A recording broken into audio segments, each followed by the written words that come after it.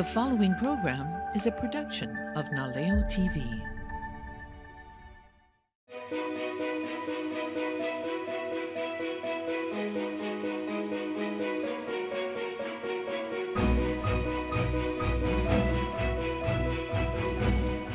Aloha and welcome. Thank you for joining us on this pivotal night in our state and nation's history.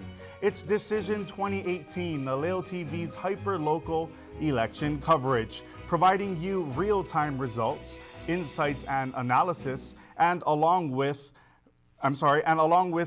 pundits from local political circles here around Hawaii Island weighing in on elections and those constitutional amendments that was removed from the ballot, and many other things that are on the ballots for different counties throughout Hawaii. Joining me tonight to unpack this lengthy election that we're going through, not just locally here, but midterms going on nationally, is J.E. Orozco, my colleague and friend, who I know is a tried and true voter, but what I don't know is how J.E. votes. How do you vote, sir? Well, I'm a tried and true election day voter. I wait till the very end, let them all say what they have to say before I get to vote. And oddly enough, this year, we had a controversial message that came out this morning from Republican Tupola against Governor Ige.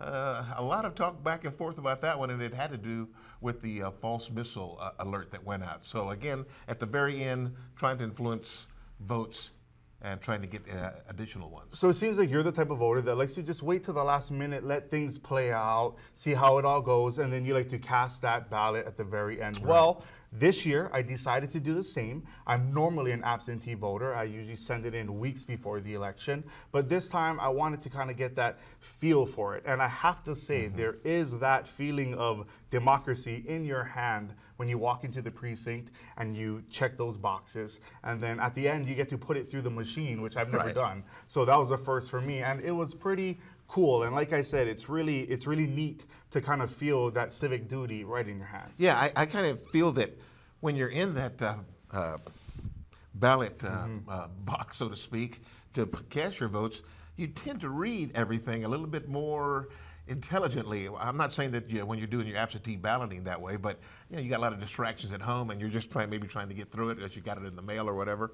But I read the con there. I read all the other ones there. And Charter amendments. You sit there and you read them and you think about them a little bit, and you recollect what you've been hearing, what you've been reading, what you've been seeing, and then you cast your vote. I think it's the ideal way to do it. You know what? You're absolutely right, and let's kind of go through that ballot. Yeah. So for Hawaii Island residents, there were a number of statewide races that affect you. One of them is the United States Senate with Mazie K. Hirono, the Democrat, who is taking on Republican Ron Curtis. Now, being that Hawaii is a blue state, very much so, we should not be seeing any drastic changes going on there with the United States Senate. If all goes expected, Mazie K. Hirono should return back to the United States Senate. And again, she had a kind of an easy way. I didn't have anybody going up against her in the primary and such. So, I mean, she's a very well-known name. She's been there for a long, long time. She has the trust, I believe, of the Hawaii people. And again, it is a blue state. Right. Now, moving on to another high-profile race,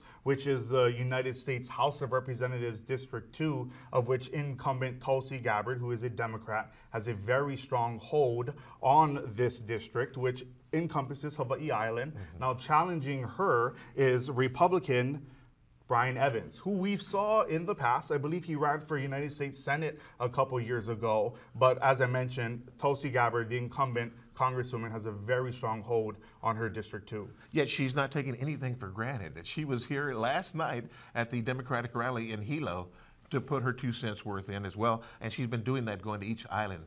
Again, not taking anything for granted and feeling that she does have a very good opponent. Absolutely. We have a lot to unpack this evening, and starting us off at this moment is insights and analysis from our very own President and CEO, Mr. Stacy Higa, and joining him is Brian DeLima, a local favorite right here on Naleo TV. Stacy? Aloha. Thank you, Michael. Thank you, J.E. Hey, Brian, welcome back. Good to be here on election night. You know, Michael, guys are talking a little bit about the grand rally last night that the Democratic Party traditionally holds at the bandstand here in Hilo. Were you able to go last night? You know, I watched it on Naleo TV live, and it was a great broadcast. I enjoyed a lot of speeches that were given. I thought one of the most memorable speeches last night was given by Senator Kai Kahele. I thought he was courageous in his content. He was very substantive. He brought his young daughters with him, which demonstrated the whole experience of being there on Grand Rally night right before the election. It's a tradition that's gone back into the 50s, a Democratic tradition. Now, I was brought there by my grandfather. My grandparents lived right behind the Tribune Herald, and we walked down Mamo Street to the Mohale Park, and I remember hearing great speakers such as Senator Stanley Hara and Joe. There were so many great speakers, Shunichi Kimura. I mean, it was a wonderful experience growing up. Senator Ben Minor later became a Supreme Court justice. So I think there's a lot of tradition that's in election night, and Neil Abercrombie closed out the night, and in his true form, he paid tribute to Patsy Mink because this is the Me Too year, and he talked about how a lot of the women today may take for granted a lot of the advances, and it was Patsy Mink that spearheaded Title IX and ensured that all women in terms of athletics and academics are treated fairly and equally. And she also ran for president, Patsy Mink. Oh, that's a tidbit I didn't know. So it's I thought it was a great night, and it was special. Again, like when I heard Kai talk about, he came full circle for him, because he remembers how he was a small child when his dad was attending those rallies down there, and then now he's gone full circle, bringing his children down there to experience the same thing. So again, pretty neat stuff going on there. Kind of anticlimactic a little bit, because in Hawaii, we're sort of like a one-party state, and the primary was sort of like where all the action was. And like Micah and Jay were talking about some of the races that we're going to be talking about tonight. Chances, is there an upset in the making tonight, in your opinion, in any of the races that might be out there? I think the upset in the making is in the Senate District 19 on Oahu. Matt Lopresti is running against Republican Kurt Favela. And Matt Lopresti, if you recall, he had a little mini scandal. He was caught taking his opponent's election pamphlets from one of the houses that he was going door to door. And he apologized for it. And he got caught on the mail cam, right? The doorbell cam, yeah. So I think that could be an upset in the making. We have great races throughout the state. The Kauai Mayor, Derek Kawakami against Mel Raposo. Maui Mayor, Mike Victorino, a Hilo boy, running against Ellie Cochran. Mike's the father of Shane Victorino. Right. So that's a really exciting election that's occurring in the state. We have OHA races. We have tremendous competition in these OHA races. We have Kalea Akaka, who her family lives on the Big Island. Her father, Danny. The Louis Kwan family is the mother. And, they had the theme Shaka and Vote Akaka. So I thought she's running against Esther Cannon, really yes. A strong woman, very bright, been working in Washington, D.C., was Assistant Secretary of Interior under Obama. So, it's going to be a tough election for her. The other one is the at-large one where there was three going, right? Bill Alaya, bunch of well-known people in that. Faye Hanohano, retired state rep, is running in that seat. John Y. Hay Jr. probably is going to be the top vote getter. The Maui race with Hulu Lindsay versus Kapu. It goes by Kapu, but Kapu is a pretty radical. If he gets elected, that would bring some excitement to the OHA board. You don't think there's enough excitement on the OHA board already? There really is. I've been watching this. You can actually watch their live stream on some of their OHA meetings on Oahu, and I've been tuning in because I know there's been some controversy. I know the CEO there, Kamanao Crab, has been under fire by some of the trustees. So it's kind of an interesting dynamic to watch, and it's going to be real interesting to see the new factions that might be formed if the election, after the election is done tonight. So, I mean, I really think that Naleo is doing a great job in terms of bringing this election night coverage, because it really brings a local flavor to the election. We cover what's going on in the state. So if you know family and friends out there, have them call them up and tell them to watch channel 53 and tune in to our election night coverage. Oh, thanks for that, Brian. It's awesome. You know, I'm going to ask you this, because you are vice chair of the Board of Education, correct? Yes. So what was your position on, you know, the Supreme Court threw out the ballot question about, you know, I know the HSTA pushed really, really hard, and the counties fought back, businesses fought back about the possible levy or surcharge on investment properties over $1 million. I know the language was a little vague, yes. But what was your position on it? Because the money supposedly go to the Board of schools. Education didn't take a position because it's our position is that we don't have taxing authority. The legislature has the authority to fund public education in Hawaii, because it's a competing need with a myriad of responsibilities that the governor has in terms of administering the day-to-day government, and the legislature has to appropriate money. And politics is an allocation of values, determining what's important, what's less important, what are the priorities. So the board did not want to take a position, mainly because the real bottom line of this whole thing is that, yeah, public education could use committed resources, but the truth is that teacher pay is really the problem, because if you don't pay teachers a salary that they can survive in Hawaii, then they end up taking other jobs, especially starting teachers. And then when that occurs, it dilutes their ability to really focus on delivering the product in the classroom. We have great teachers. We have principals that do a good job. But the truth of the matter is, the classroom is what counts. And kids have to go to school. There's no magic pill. You got to do the hard work. You got to pay attention to your classwork. You got to do your homework, and you got to really apply yourself. And if you do so, you'll get a quality education, because our graduates go to the top universities across the country. They excel. The problem is the bottom third, 60,000 students who struggle. And what we don't have is enough special education teachers, because it's difficult to recruit. It's difficult to, if you pay all teachers the same, and the most difficult job is special education teachers, you cannot give them a bonus, you cannot give them a differential in pay, then you're going to not be able to fill positions. And when you cannot fill positions, you're going to have problems. So what we're trying to do is trying to make the differential either in reclassification of jobs or pay scales, but is working, I think, with the department to try to deal with the differentiation. I don't disagree. In fact, everything that you just said is spot on. You know, it sounds like you should be on the Board of Education. Oh yeah, by the way, you are the vice chair. But the reality is, what you just said, the Board of Education and the state Department of Education definitely needs more money in some shape or form. Okay, that's a given. And I don't think there's anybody out there in our state, in all the various communities and all the various counties out there, that disagreed with that analysis that, you know, we need more support for the Department of Education. The question is about how, and I think it's just incumbent upon the legislature to figure out how to fund education. Absolutely. If it's a priority, the legislators should do it and come up with a way to, not coming out on a backhanded way. This is my own personal opinion as a former council member. Oh, absolutely. You know, you can't mess around with the property taxes, because that's the only source of revenue the county has in keeping themselves afloat. So I disagree with them trying to, you know, take that tax onto the property tax. Which is very interesting, because in every other state, property taxes funds public education, which is a real problem.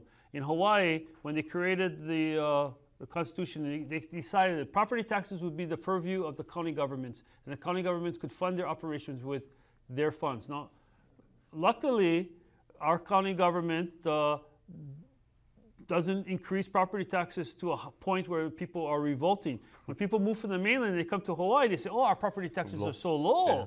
Now, on the other hand, the legislature has a TAT. It shares some of the TAT because of the fact that you're supposed to improve your resources for tourism.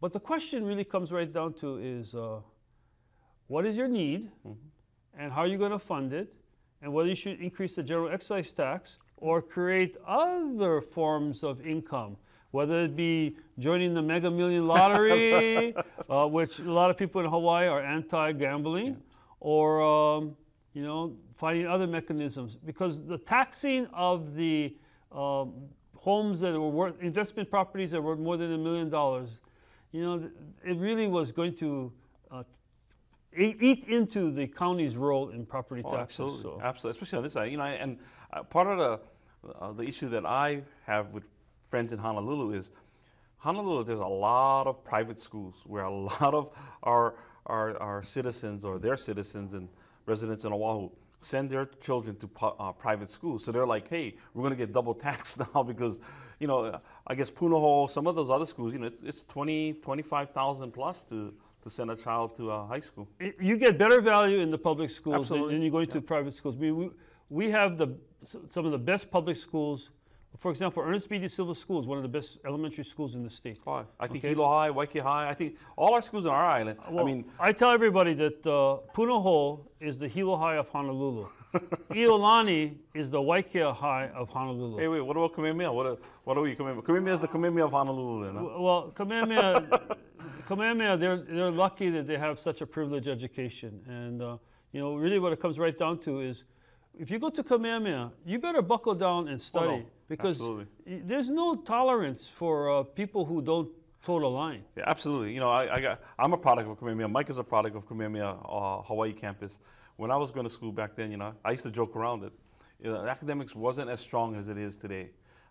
They've really changed their. Back then, it was a mixture. Yeah, it was sports and education. But now they've really started honing in on making sure that our Hawaiian students have the best education possible. And they recruited public school teachers. No recruiting. They recruited public school teachers. Oh, okay, yeah, okay. Public school I teachers thought to teach. recruiting the students for sports. No, they recruited the teachers to teach at Kamehameha, and they pay them a salary that is more than what we pay in public school. Again, going back to that question that's been taken up. You know, what's funny was it was still on the ballot today. When I went to vote, it was still there.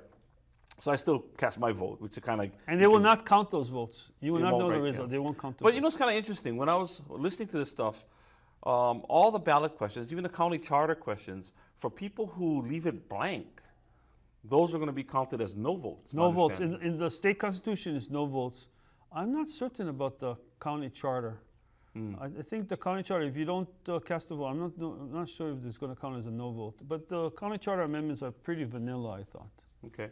Well, just to let our viewers at home who are, you know, we're waiting now. Normally the first printout is going to come out after the last polls close.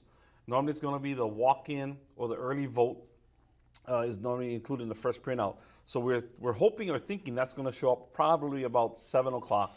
So again, thank you for joining us tonight. We are trying to do hyper-local coverage. We have some guests coming in. We have Mayor Harry Kim will be coming in.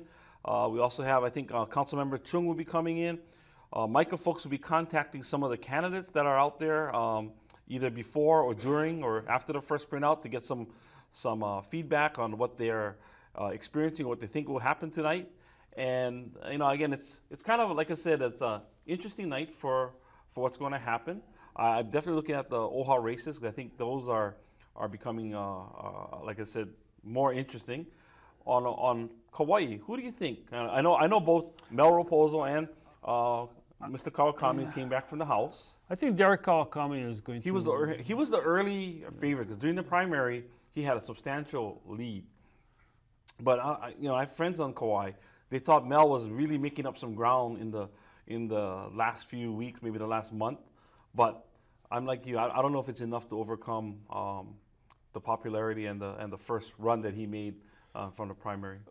Well, both Derek and Mel are nice guys. Excellent guys. So you know, they don't talk stink about each other, and you know, I think that's Kauai politics. And Mel has always been a strong vote getter, and you know, Real grassroots guy. Derek comes from a Kawakami family. Big save. Right. Yeah. So I just think that Derek's going to pull it off. How about Maui? I'm for Mike Victorino. Yeah, he's a Hilo boy too. Hilo boy. He grew up 2 houses down from where I grew up on Kinole Street. His father was active in my campaign. My dad and him both smoked cigars, and real blue collar guys. I was there a couple weeks ago, and the feeling that I got from the people that I talked to that Mike, it's going to be a close race, but Mike's supposed to pull it off. That they felt that he was going to be the victor coming out tonight. Yeah, so he's a smart guy and a real no-nonsense guy, can-do attitude. So I'm hoping that he'll pull it off on Maui. Okay, all right.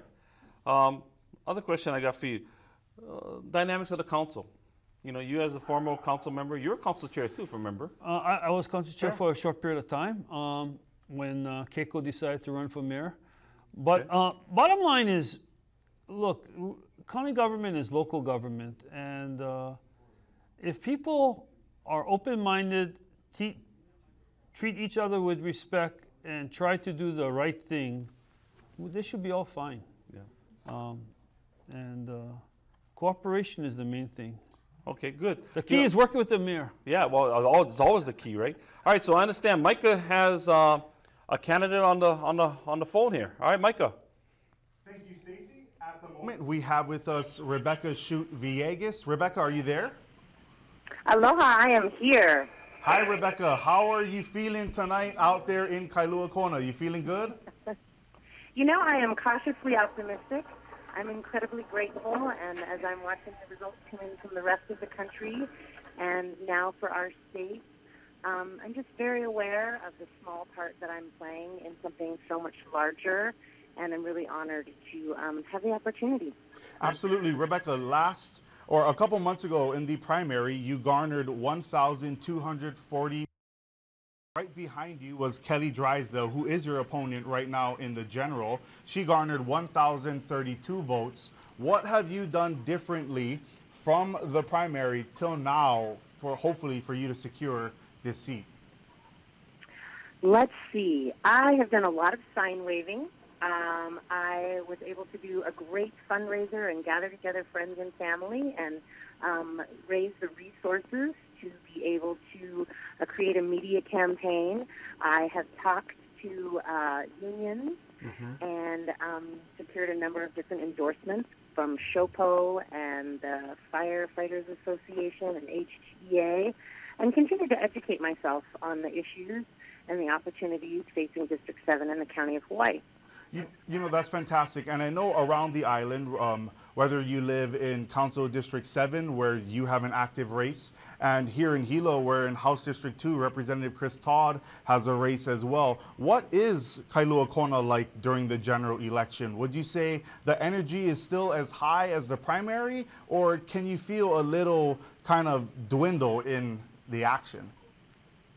I would say the energy is real high. Okay. I was out and about in town today and ran into a number of friends, and especially Kiki. When I went to vote today, I ran into a young girl, I believe she's 5 years old, Namiko, and she was at the voting booth with her mother. And she gave me a great big hug, and it warmed my heart, and I was able to kind of just clarify for me. I said, Nami, I'm doing this for you, buddy. This is for a better world and community for you. Man, Rebecca, that's a beautiful story. That is the reason why many of you throw your name into the hat and take on these huge kuleana of running for elected office. So thank you so much for your courage. It was very nice catching up with you. We look to call you again after the first printout. Thank you again, Rebecca. We wish you the best of luck in the first printout. All right, I'll be here, and I'll be on standby to hear from you then. All right, mahalo nui loa. At this moment, we'll kick it back to our very own Stacy Higa for a special guest preview. Stacy? Thank you, Micah. And aloha, Mayor Harry Kim. Thanks for joining us again. You have to excuse me. I'm in awe of this setup here. Nah. I really am. Mr. Dilima, how are you? Aloha. Good to see you, Mayor. So, Mr. Mayor, what's your, I know, you don't have a race. It's almost like you're a midterm kind of guy too. But again, a lot of our council races were all decided at the primary, and we only have one, District 7, which you heard one candidate here talking about. So you're going to get a new council coming up. Hopes, aspirations, what's your feeling? I don't know any of the two candidates in Kona, the two ladies.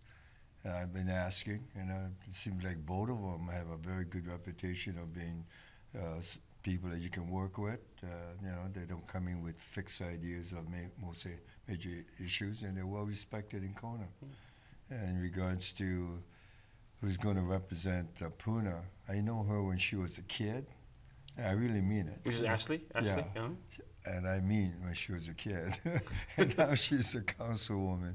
So I'm looking forward to working with them, but I have no set ideas what it's going to be like, and we'll find out. Yeah, so your next 2 years, I know, you know, we're coming out of the, well, you're coming out of, the county's coming out of the disaster that was the lava eruption and all that. And I know we've had this ongoing issue, and I know there's a lot of stuff as we read the paper, you know, like anything else, as an expert that you are in natural disasters, it's always the after the recovery part, yeah? You know, I mean, first you have the immediate response to the disaster, and then you have the ongoing recovery effort. And I know it's been hard, or it's been, you know, devastating for a lot of people in the Leilani subdivision, in the Puna area. There's a lot of things that are happening with our economy, you know, housing values, our tax base, and it's all, you know, falls right in your lap as mayor. So I mean, I'm kind of just wrapping it around. What's that been like for the last 4 or 5 months? What is Harry Kim's day like?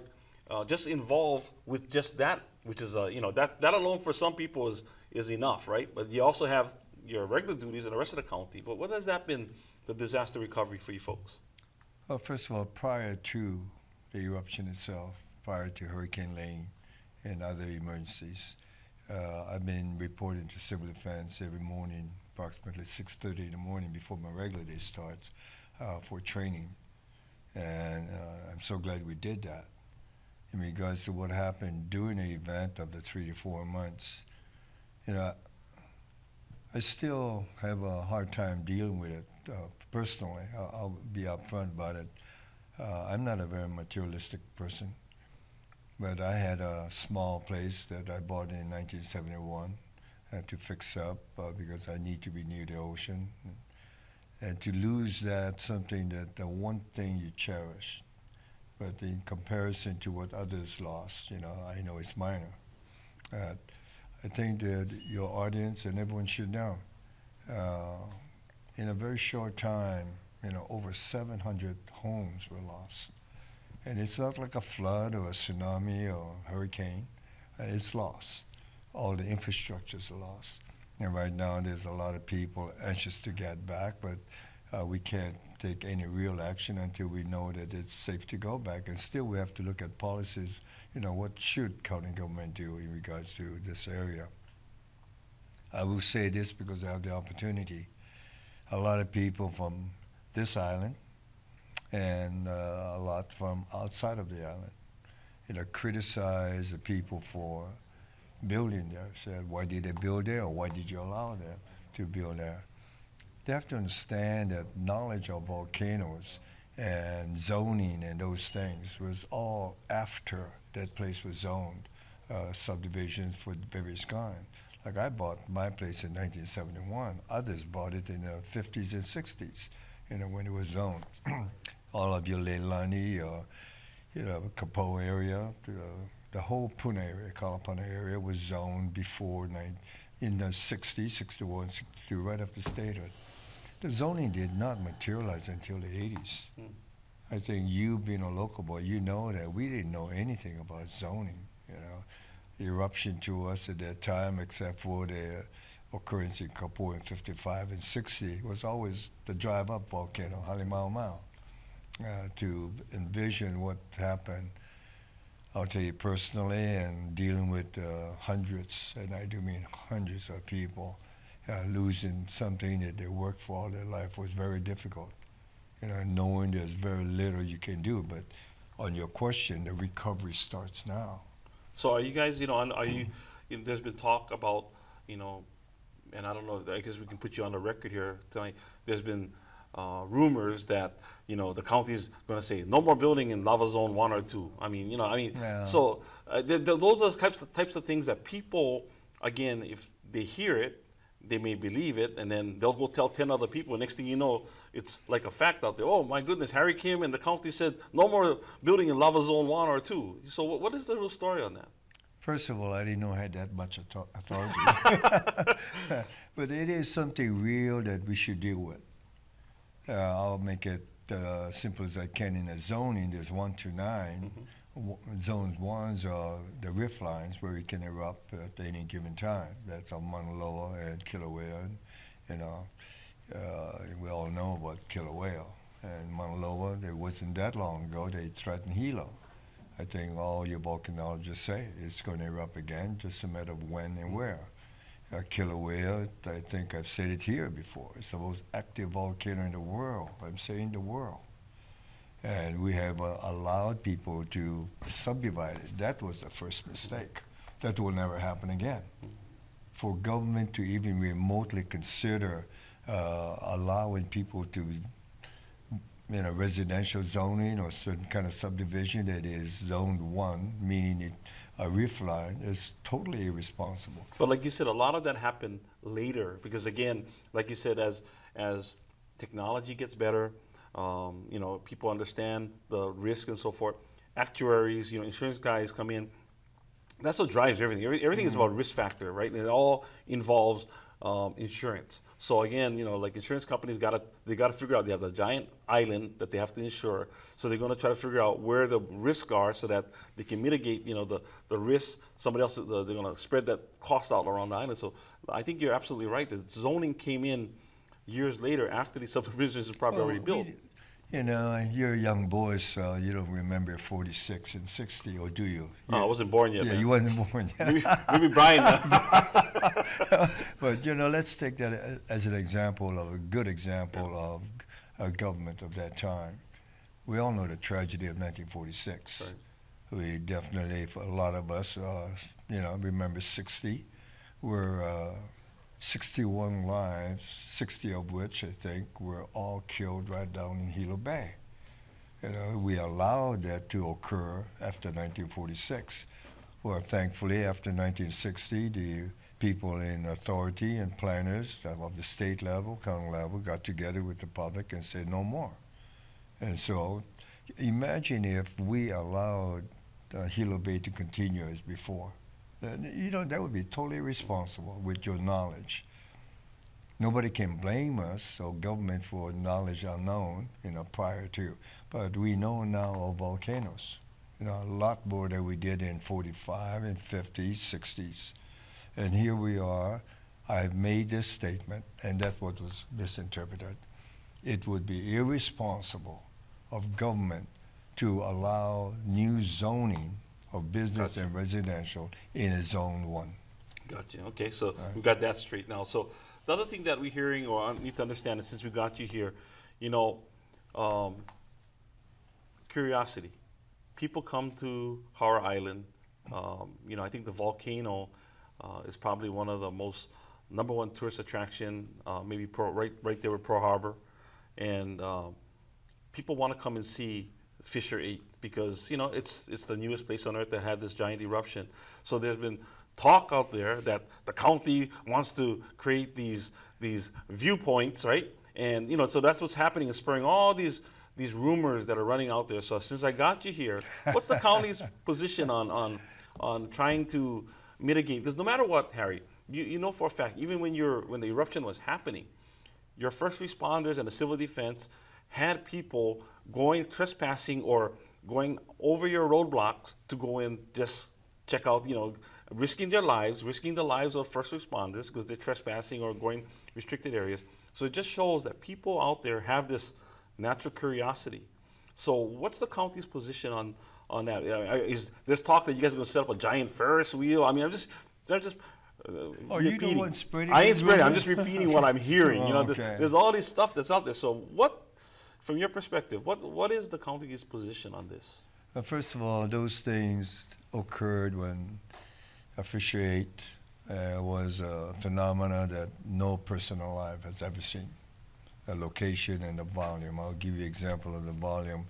A pool that everybody knows about that erupted for 20, 30 years. The average volume of lava emitting from pool would be about, I'll go on the high side, 400 to 500,000 cubic meters, you know, per day. Imagine Fishery 8, maybe 7 to 9 million cubic meters per day. Wow. This is why you saw on television news like a river going down. Well, that's where Fishery 8 is.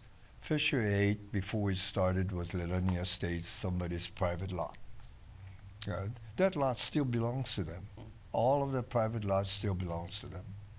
Now, the policy was made back in the 90s that HVO, which is our source of information on expertise on that, the only source, decision was made that we'll wait for a period of 6 months after it stops before we can make an evaluation whether this is long-term or short-term. And at this point, everybody's crossing their fingers it is long-term. What is long-term? Nobody knows. And I mean nobody knows. But during that period of eruption, I think you read and you've heard that HVO, when you asked, how long will this last? People said it could be months, could be years, just like parole.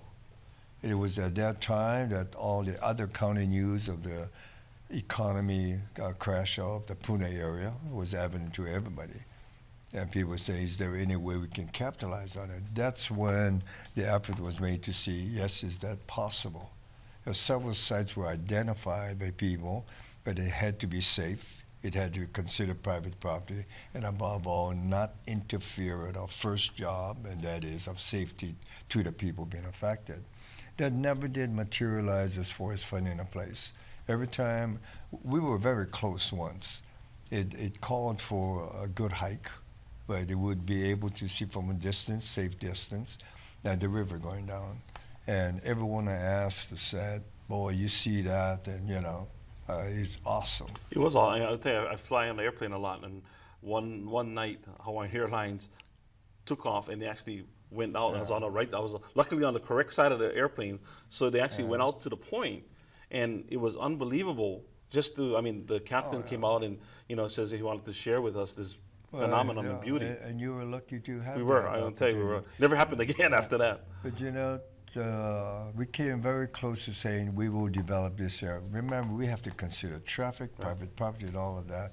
And a couple of weeks before the decision was made, we try to set it up as best as we can, hopefully contracted a private people to take care of that as far as the tours and stuff, because we didn't have the manpower or time, nor should we do that. And I remember, you know, a person coming in and said, Department of Health, the gas emitting from the fishery area is impacting that area too heavy. People forget that.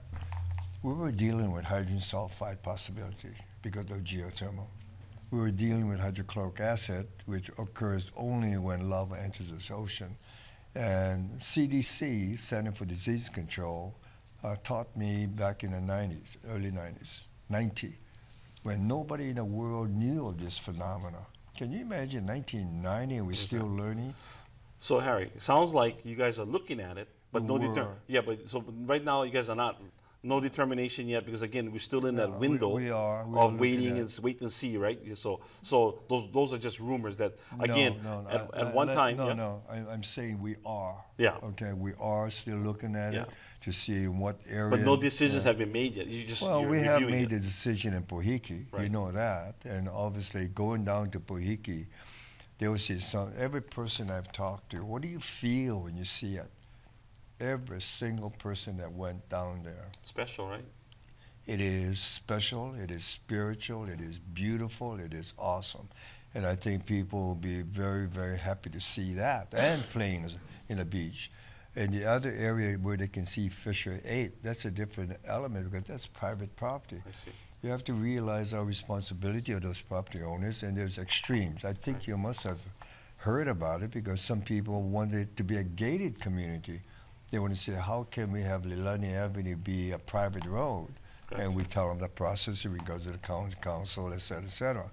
And that's going to be a very difficult task, but there's a lot of residents who don't want that. Right, they still be, no, that's why I'm glad we kind of heard it, that so you guys are looking at it, but no firm decision has been made yet. And the frustration is this, Stacy. You have a lot of people at Leilani, who are still going through a very hard time, who have very different opinion on what the community. Just recently, there was a letter to the editor about criticizing my policies and what we have done and not done. You know, I don't know if they're in a minority or a big minority or a very small minority, but I guarantee you this, they're not in a majority. All right. We'll be right back with more. We're definitely going to talk more story with Mayor Kim, because I got a bunch more questions for him. Very seldom I got the man in the hot seat right next to me. So Mayor, we'll be right back. Mike, I understand we have David Tarnas on the line. So David, go ahead to talk to David. Thank you, Stacy. At this moment, we have Democratic candidate who is seeking the House District 7 seat on the line. David Tarnas, are you there? I am. I'm grateful to be here, Stacy. Thanks for calling me. David, thank you so much for being with us tonight. So tell us, please, you've been through the primary, you've come this far. I mean, you are hours away from finding out if all this hard work will pay off. How did you spend the last final hours out there campaigning before polls closed at 6? I was talking to everyone I met who came up to me while I was out in town, thanking people for their support. It's just been a wonderful community building that has happened through my campaign. So I'm very grateful to everybody. As I was all around town today, people were saying, "I voted already. I voted for you. We're going to make it." You know, so everyone is enthusiastic, and I'm hopeful it's going to help in increasing our voter turnout because I was really trying to push hard in my campaign between the primary and the general to keep up the energy. I took a little break after my excellent, I'm so happy, a stunning primary election victory against a long-term incumbent. That was the big hurdle. But I wanted to carry forward into the general the same kind of energy, whoever my opponent was. I wanted to keep my energy going in the campaign, and we were able to do that. And we had really good in the last part of the campaign to the general election. We had lots of sign waving and canvassing, meeting at community meetings, just me being out and about at places where I could interact with my future constituents. Really was positive. I have a lot of good coverage with signs and banners. I've got a great volunteer team of folks on my campaign committee who have been working with me. I've had folks who have hosted gatherings at their house. I've busted up 2 pairs of shoes just walking around. You know what it takes to win. You got to canvas, you've got to sign wave, you've got to advertise. So I've been doing the whole thing. No holds barred. I've worked to keep it positive and energetic and finish strong. And my hope is that I can finish strong tonight. You know, David, one of the many narratives I hear about you when I talk with residents island-wide is your energy, and that kind of natural instinct you have to work hard. What do you credit those values to? Who do you credit that for? It was how I was raised, kind of what you're expected to do. And here in Waimea, in North Kohala, South Kohala, District 7 area, we're known for being independent folk who need to take care of themselves. We're out in the middle of nowhere. We're far away from the flagpole, as they say. So we want to take care of ourselves, and when needed, we take care of our neighbors. But most of the time, we don't get into our neighbors' affairs. We work together when we need to accomplish community goals. We take care of each other. But I think that's the independent nature that I'm going to look forward to bring to the legislature is this district's identity. And, it has a Paniolo history. It has a, bootstrap, bring it up by bootstraps kind of history. Right. And I want to exemplify that and that leadership at the legislature. Akoni Puli, I mean, think of him. Right. He's the guy I got to emulate, He stirred things up as the state representative from North Kohala, and he accomplished great things. I mean, I have a lot to live up to if you really look at who came from this. Mike O'Keefe, there were great leaders from this district, and I want to emulate them as I return to the legislature after a 20-year hiatus since 98 when I decided not to run again after the loss in 98 because I wanted to raise my children and, run my business. And And so I took 20 years off, and now I'm getting to return and continue my work there after having, wonderful experience in the private sector and raising a family and running a business.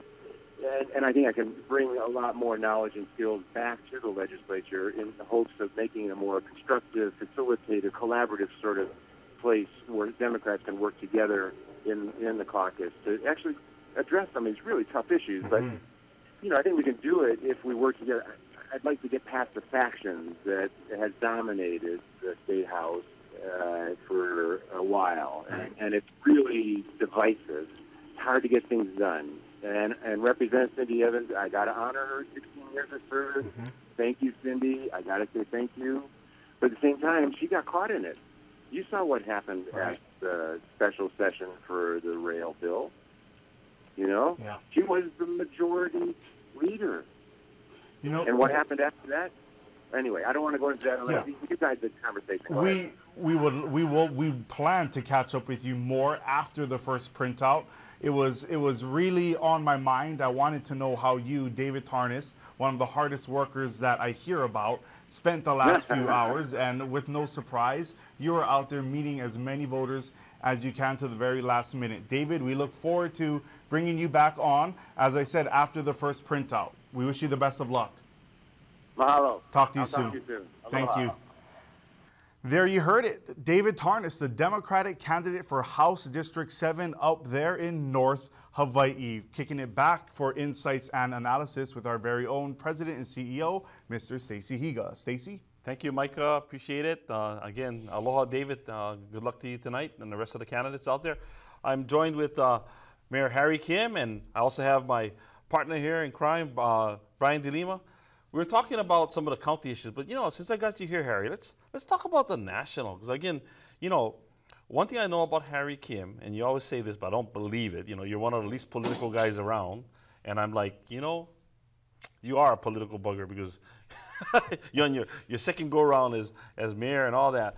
But Brian and I, we didn't have a chance to get. But I was watching the national politics, what's happening. I was expecting, or I thought there was going to be a huge blue wave, especially with all the things in it. And not just because I went to school with Barack Obama or we're in a democratic state like Hawaii, but when I saw Obama and I saw Biden come out and some of the things that they were talking about, they tried to be real above the fray. And they were talking about the messaging should be civility. They should bring back about what our country stands for.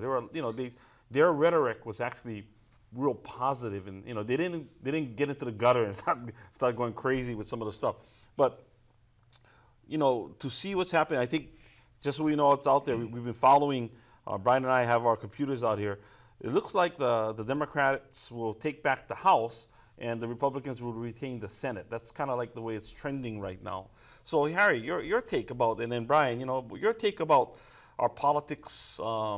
As a nation, because Hawaii is kind of insulated, right? Because we're out here in the Pacific and we are a heavily blue state. But yet, your thoughts about what's happening on the mainland politics? Your thoughts?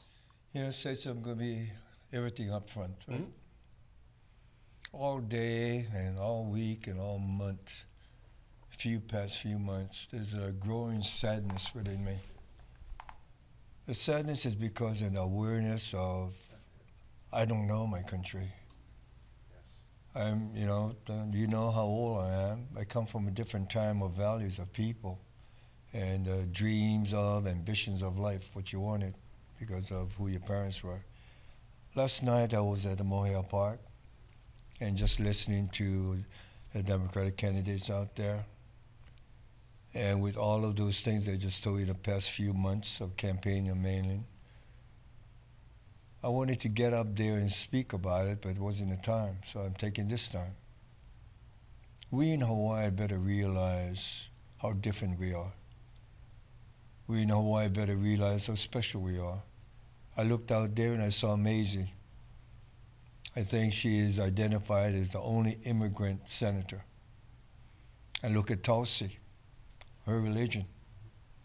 I look at the two females, right? I look at our governor, lieutenant governor, a Japanese, a Hawaiʻi. And as I literally sitting there, I'm thinking, boy, not a real big fuss about Ariyoshi, Waihe, Cayetano. That's how special we are. Nobody made even a wrinkle of a issue in regards to when Linda Lingo, a woman, Jewish, was elected. I'm saying all this because we in Hawaii better know how special and lucky we are. Just take a look at this last election. I'm telling you, I am, drowning in sadness of not knowing our country. Like you, I did expect certain outcome, then I realized, why did you expect it? Because you expected values will determine. I was just talking to my wife in regards to someone who is a good friend, who is a strong supporter of Trump, and we don't argue politics among friendship. And a question was asked, why? And it was all based on materialism of money. I am sad, and I truly am expressing here, Stacy, to all your viewers, know how different we are, know how lucky we are, identify it, protect it, because the rest of the world is not like us. Pretty interesting, huh, Brian? Well, I agree with the mayor, and I thought that's why I thought Kai Kahele's speech last night was really moving, because he was the only one to talk about the fact that nationally, here you have a president making a great issue to scare his base about these immigrants that are leaving Guatemala and walking thousands of miles, many of which will never make it. And it's very sad because our country was founded on the concept of immigrants coming here for a new life and freedom. Now, many of them, even when Obama was president, when people applied for asylum, they didn't automatically get asylum. But Kai Kahele, he talked about the Statue of Liberty and the fact that we got to remember about the slogan, the saying, the principle of a country that says, "Give me your tired, give me your poor, your huddled masses," yearning to breathe free, and you have a president that will just lie about what's the truth, and then does the fear mongering in order to get his base excited, enthusiastic. He is the master marketer, and he gets his base excited. They turn out. That's why they did as well as they did. The people were enthusiastic to support Trump, even though he wasn't on the ballot, and people were enthusiastic to vote against that Republican position. The bottom line is we have a country that will continue to be in a state of flux, and it's like the volcanoes. An extinct volcano is extinct for 10,000 years. A dormant volcano can be active at any time.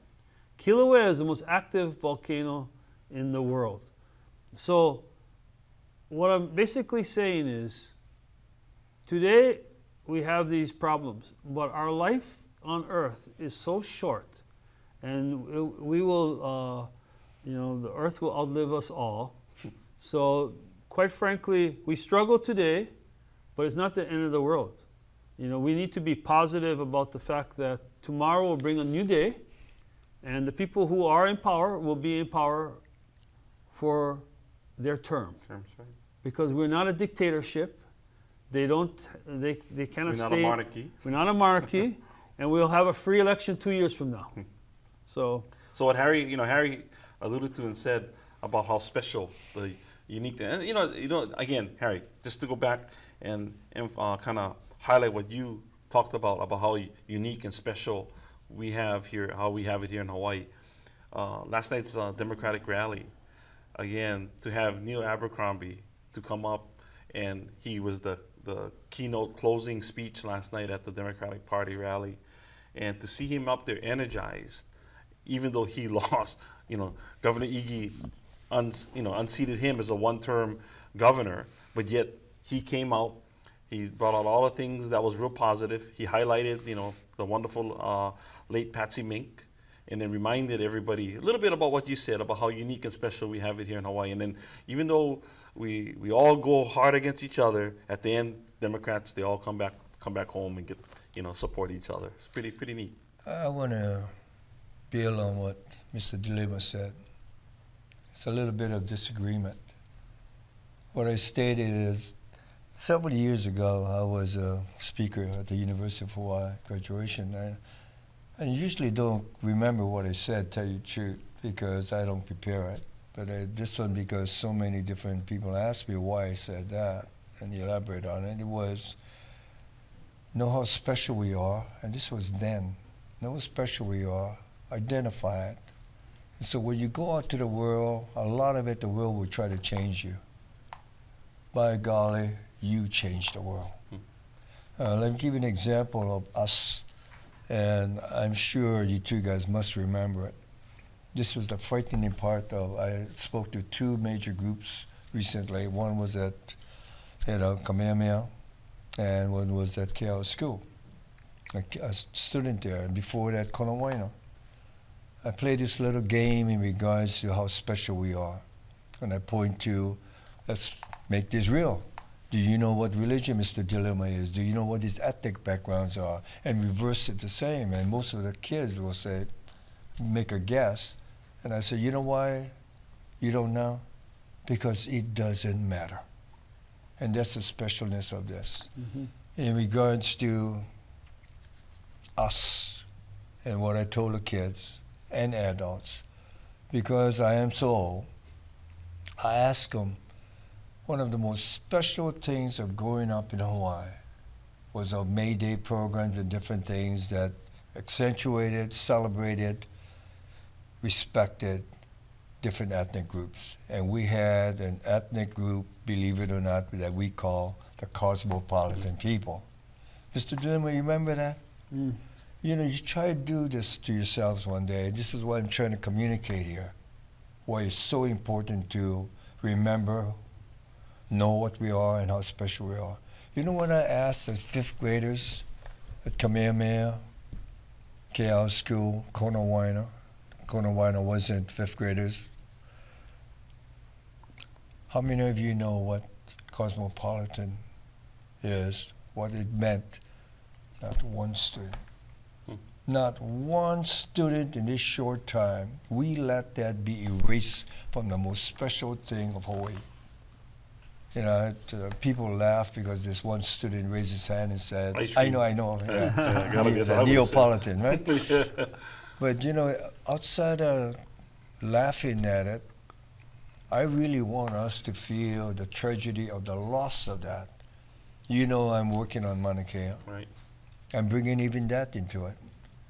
Hawaii, not Hawaii Island, Hawaii. Cosmopolitan people, translated, people of the world.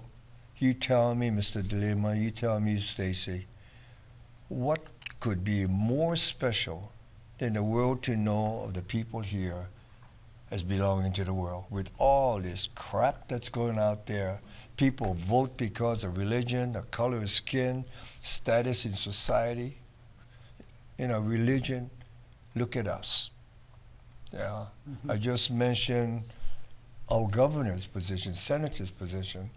Well, they're talking about all the governor's races. What do they feature? The black and the white. We don't do that here. If we don't recognize what is so special here, along with the mistakes we did with the Hawaiians and the heritage of that, we're going to lose something so special that the world, will be empty without it. It's not just words that I told you what my dream of Mauna Kea is. To make it a beacon of hope for the world. People thought, gee, there's Harry again. BS. That's reality of how special we are. And I told you that in private.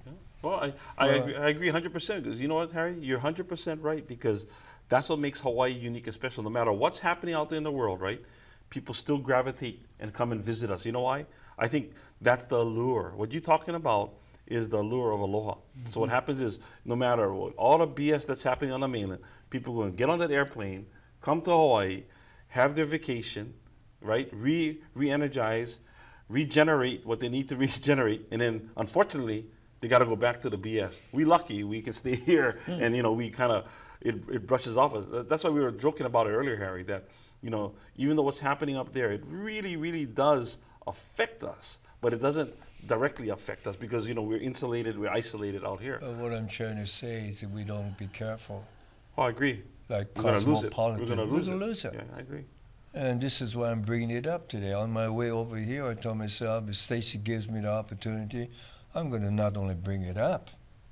You know, this is something we got to carry beyond this discussion. Mm-hmm. We will lose it. I mean, look what's happening to this island and the rest of the islands and how people from the outside coming in. It's fine. But we got to identify what is special, you know, to the world that we can give as a gift. That's true, because, you know, again, we used to have that. I do vaguely remember, I'm a younger guy, but I do remember, when they used to have a Miss Cosmopolitan. Oh, yeah. You know, so that was a distinction. I mean, it was something that was, you know, like a cherry blossom queen. They had a Miss Cosmopolitan. So again, I agree with you. Like, you know, I can make the commitment while I'm here at Naleo. We'll try to bring back that diversity and highlight that. Because I think, you know, hey, I rather use that instead of me. I'm a poi dog, right? But I'd rather be cosmopolitan. Yeah, you know, in closing on that, I have one granddaughter. Yeah. I tell everybody. Kira, right? Kira. Yeah, Kira. She's Scotch, Irish, English. I think I got that right. And Filipino, Portuguese, Korean, Hawaiian, and she goes to Kamehameha. I mean, how great is that? Huh? And does anybody care if she's all that mixtures? Heck, no. They don't even notice it, right? I'm just trying to emphasize and accentuate for people to know how special the people here are.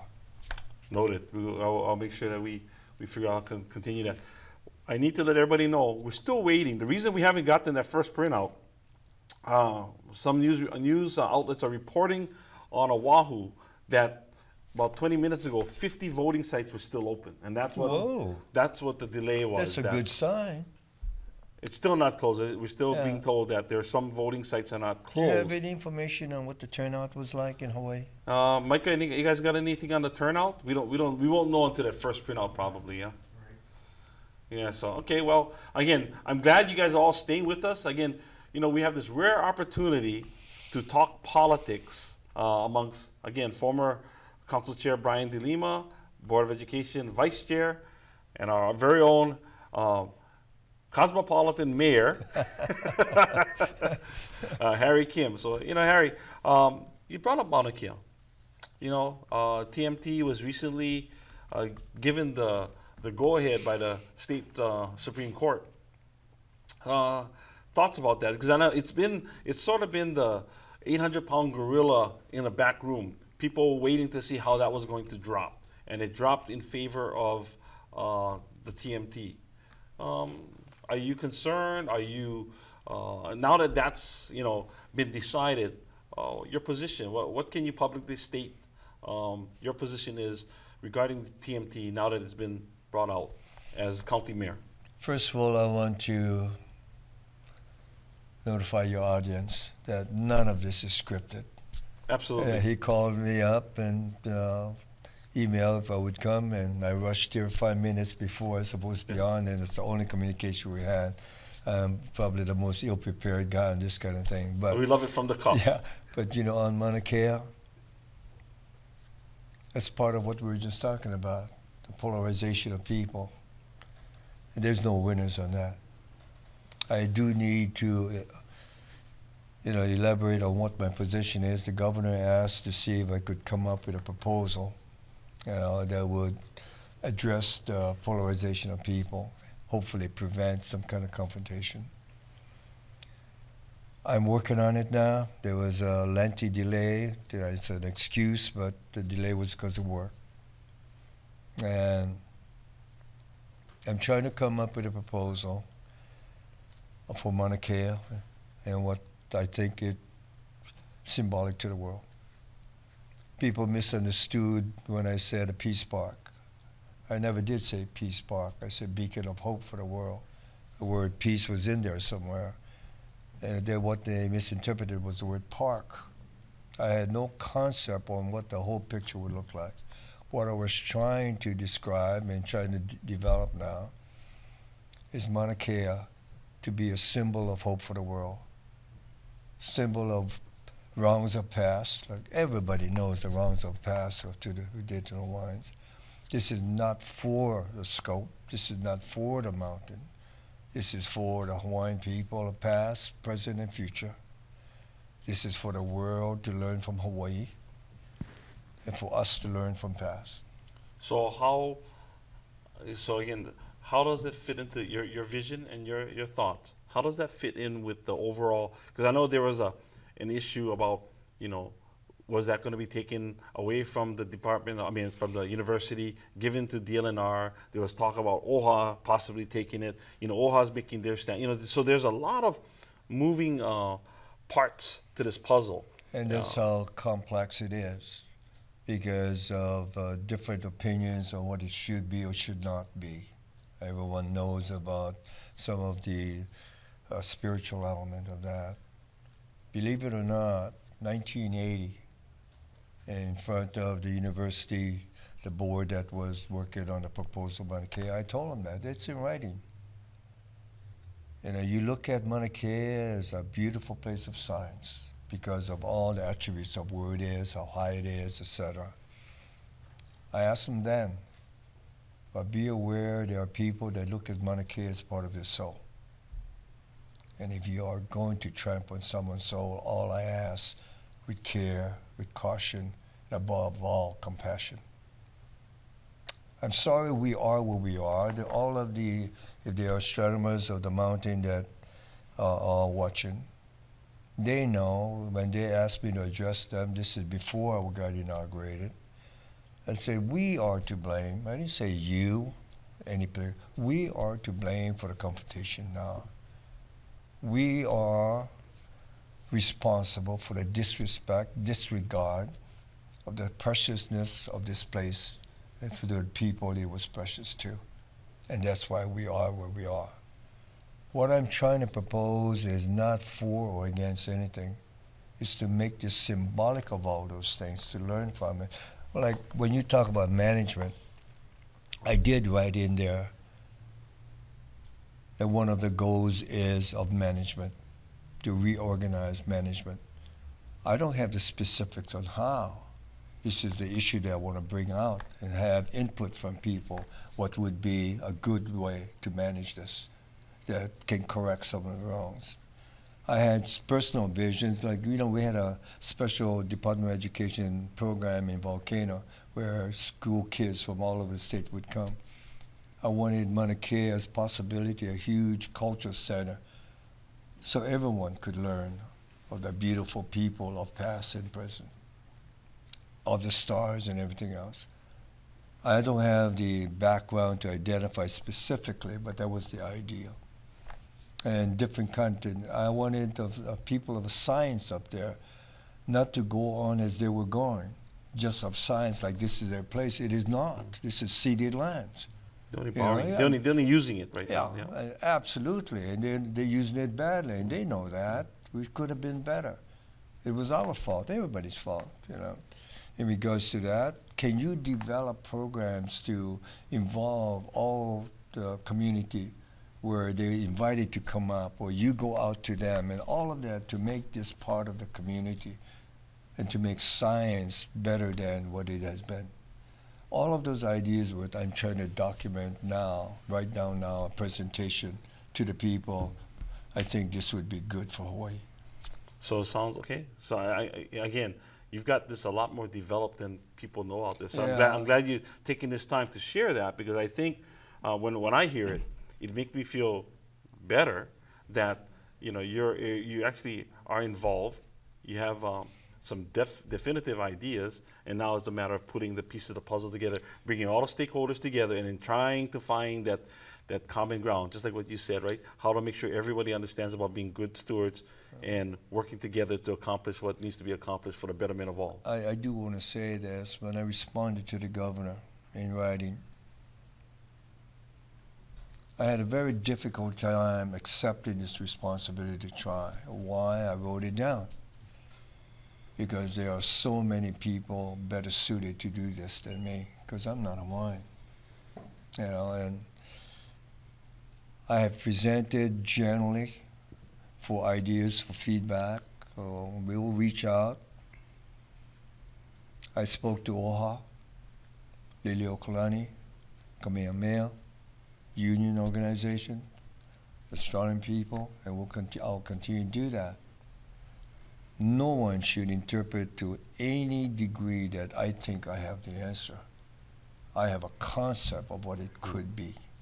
And this is what I hope to finalize for presentation.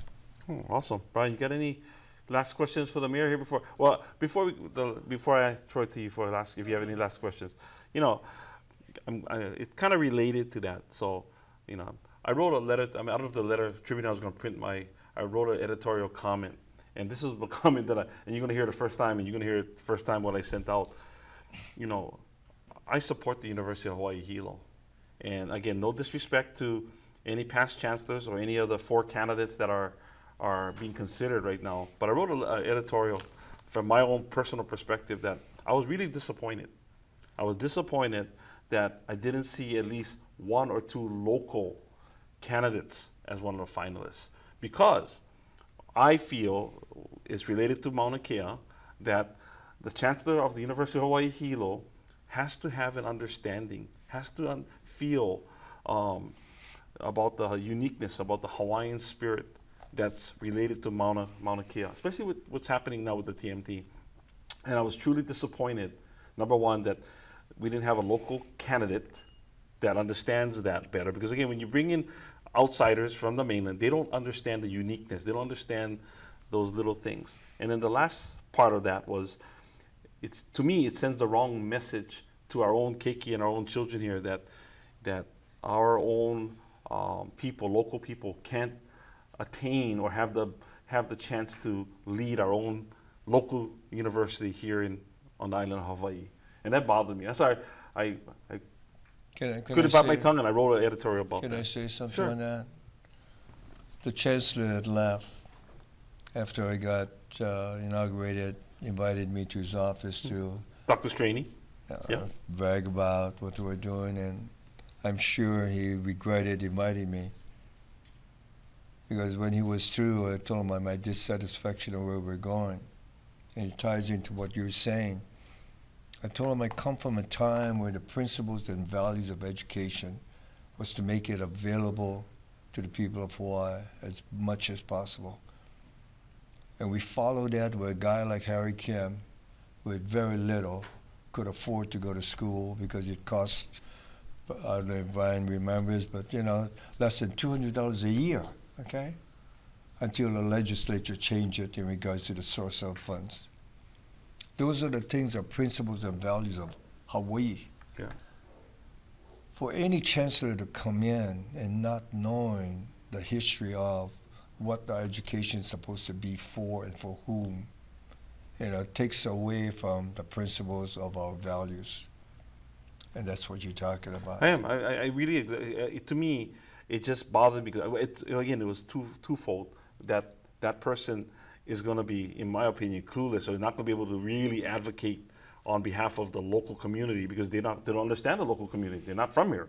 And then secondly, it was about those are high-paying jobs that I think our local people have a right to try to achieve. This is my own personal opinion, but I wanted to say it because, again, it tied into what you're saying about, number one, about cosmopolitan uniqueness about Hawaii, especially with the university and the mountain, and having the opportunities. Because again, like Naleo TV is all about, for me, I hired staff locally, and I want my staff to be able to achieve a better living, better education, better jobs here in Hilo.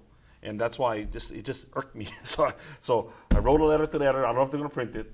But anyway, Brian, any questions for the mayor before he takes No, off? I here? really appreciate all the hard work the mayor is putting in our Hawaii County. They've got tough issues that you're facing, but money is tight, and I think you're doing a good job, and keep it up. I'm glad you do I'll it. tell you this, Mr. Dilema.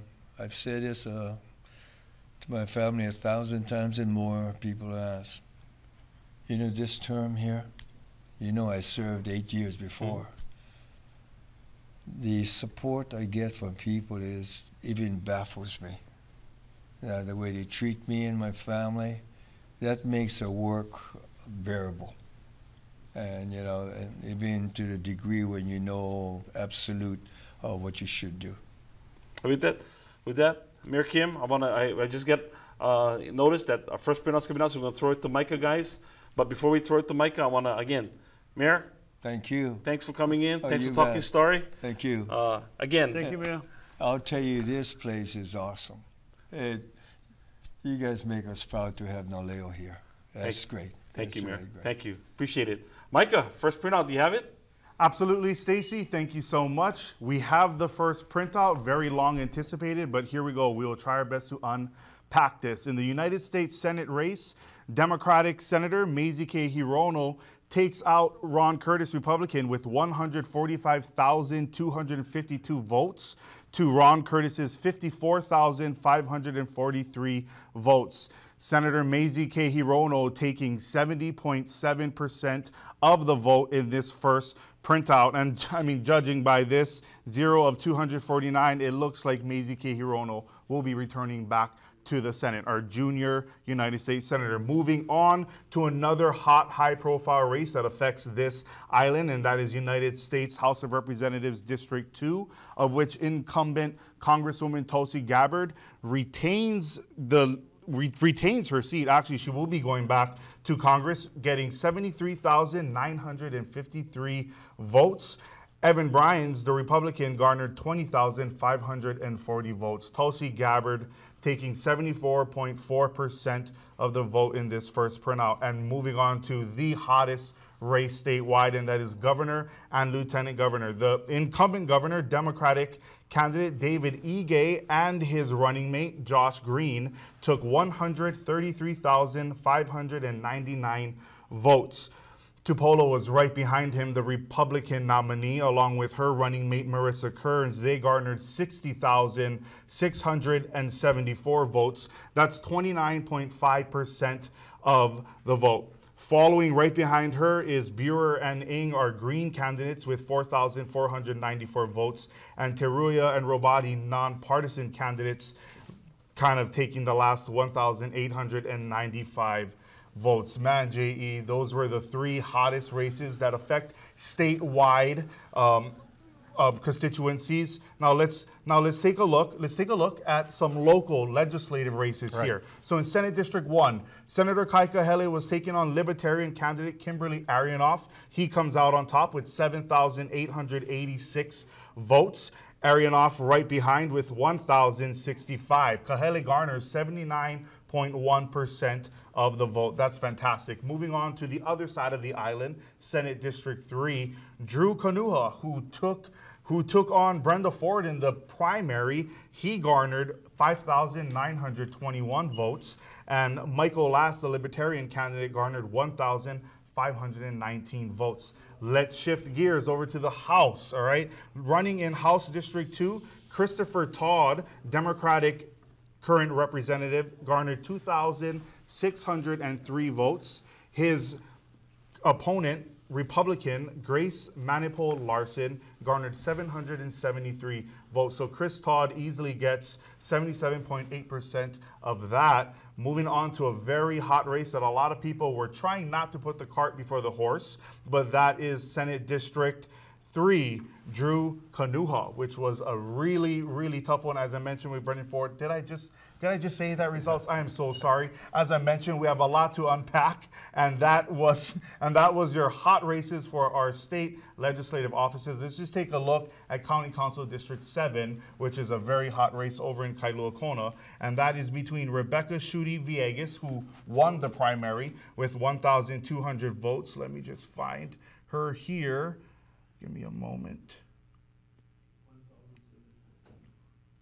Here we go. So Rebecca Shoot Villegas, 1,714 votes. Kelly Drysdale right behind with 1,372 votes. 480 of them are left blank. J.E., those are some hot races, like I said, that affect this island. I think for the most part, I didn't get to David Tarnas. Let me just run through him. We spoke with him a bit earlier. He was feeling really good. It looks like David Tarnas, candidate up in North Hawaiʻi, garnered 3,690 votes compared to Republican opponent Tom Belikanich with 1,087 votes. Sorry for jumping around, but that is the very latest regarding races affecting all of you on Hawaiʻi Island. Now I will kick it back for more insights and analysis from our very own Stacy Higa. Stacy. Thank you, Micah. Hey, going to the OHA races. Looks like in the at large, John Waihee, 78,727. Ahu Isa, 61,000. William Ayla, 58,000, and then Brendan Lee is right there at 55 in the 4th place. But it looks like Rowena Akana is probably going to not be retained as a OHA trustee. She'd have to leapfrog 2 other people to get to the top 3. Comments about that one there, Brian? I think it's pretty spot on as to what I thought would carry the day. Le Ahu Isa is very popular. William Ayla, I thought he would be right in the running. But this is still yet there's room for Brendan Lee to gain some ground. But I agree with you. I think Rowena Aka is out. That'll be tough for her to cover. I mean, granted, these are only, if Micah, these are correct, I think these are only the early walk-in and probably absentee ballots because it says 0 precincts reporting in this. So it's all the early voting. No surprise there. Mike Victorino on a tremendous big lead in the Maui Mayor's race. 13,000 on the first printout to 8,800 to Ellie Cochran. And then going to the County of Kauai Mayor, again, pretty much what we said, Kawakami. I thought Mel might have been a little closer. Big lead there, 7,200 to 3,400. Real quickly, are there any other, your favela one never came true there. That doesn't look like that's on the first one gonna come through. How about the ballot question for our island? What's the, let's see here. Just have the ballot question, Brian, or? Let's see. Hawaii Public Notice. Okay, so Con-Am, even though it was on the, okay, here it is. Let's see, Con-Am Public Education, is that ours? The 2 is the public notice and voting requirements for salary commission. That's whopping yes right now, yes, right? 76% yes, 15% no. And the fiscal impact for amendments to the Hawaii County Charter, which I read the thing, I didn't understand what they were really trying to do. But that has a resounding yes vote too, 75% to 15%. Wait a minute. Did you just say you read that thing and I thought it was so vague as to exactly what will occur for a charter amendment. I'm sorry, I'm laughing because, no, you're a lawyer. Right. So from a legalese standpoint, you're going to read that and you're going to understand, and you didn't understand it, but yet it's still leading 25,000. Well, you don't know. It says fiscal impact statement for amendments to the Hawaii County Charter. So if you propose a Hawaii County Charter amendment, you're supposed to give an analysis of its fiscal impact. Well, based on what? Criteria? So,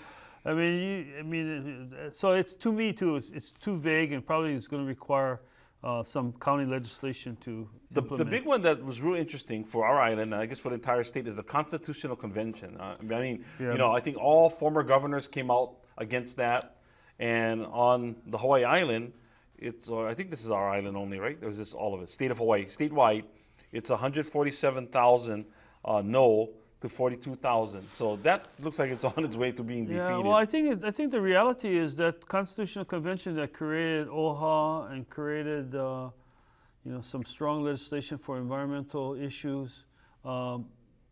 People are concerned that if you have another Constitutional Convention, some of those progressive positions could go away. I mean, there's a tendency for people to be a little bit more conservative and be more moderate. Well, I heard a lot of it had to do with cost, because again, there was banning about the cost of the convention, what it would cost.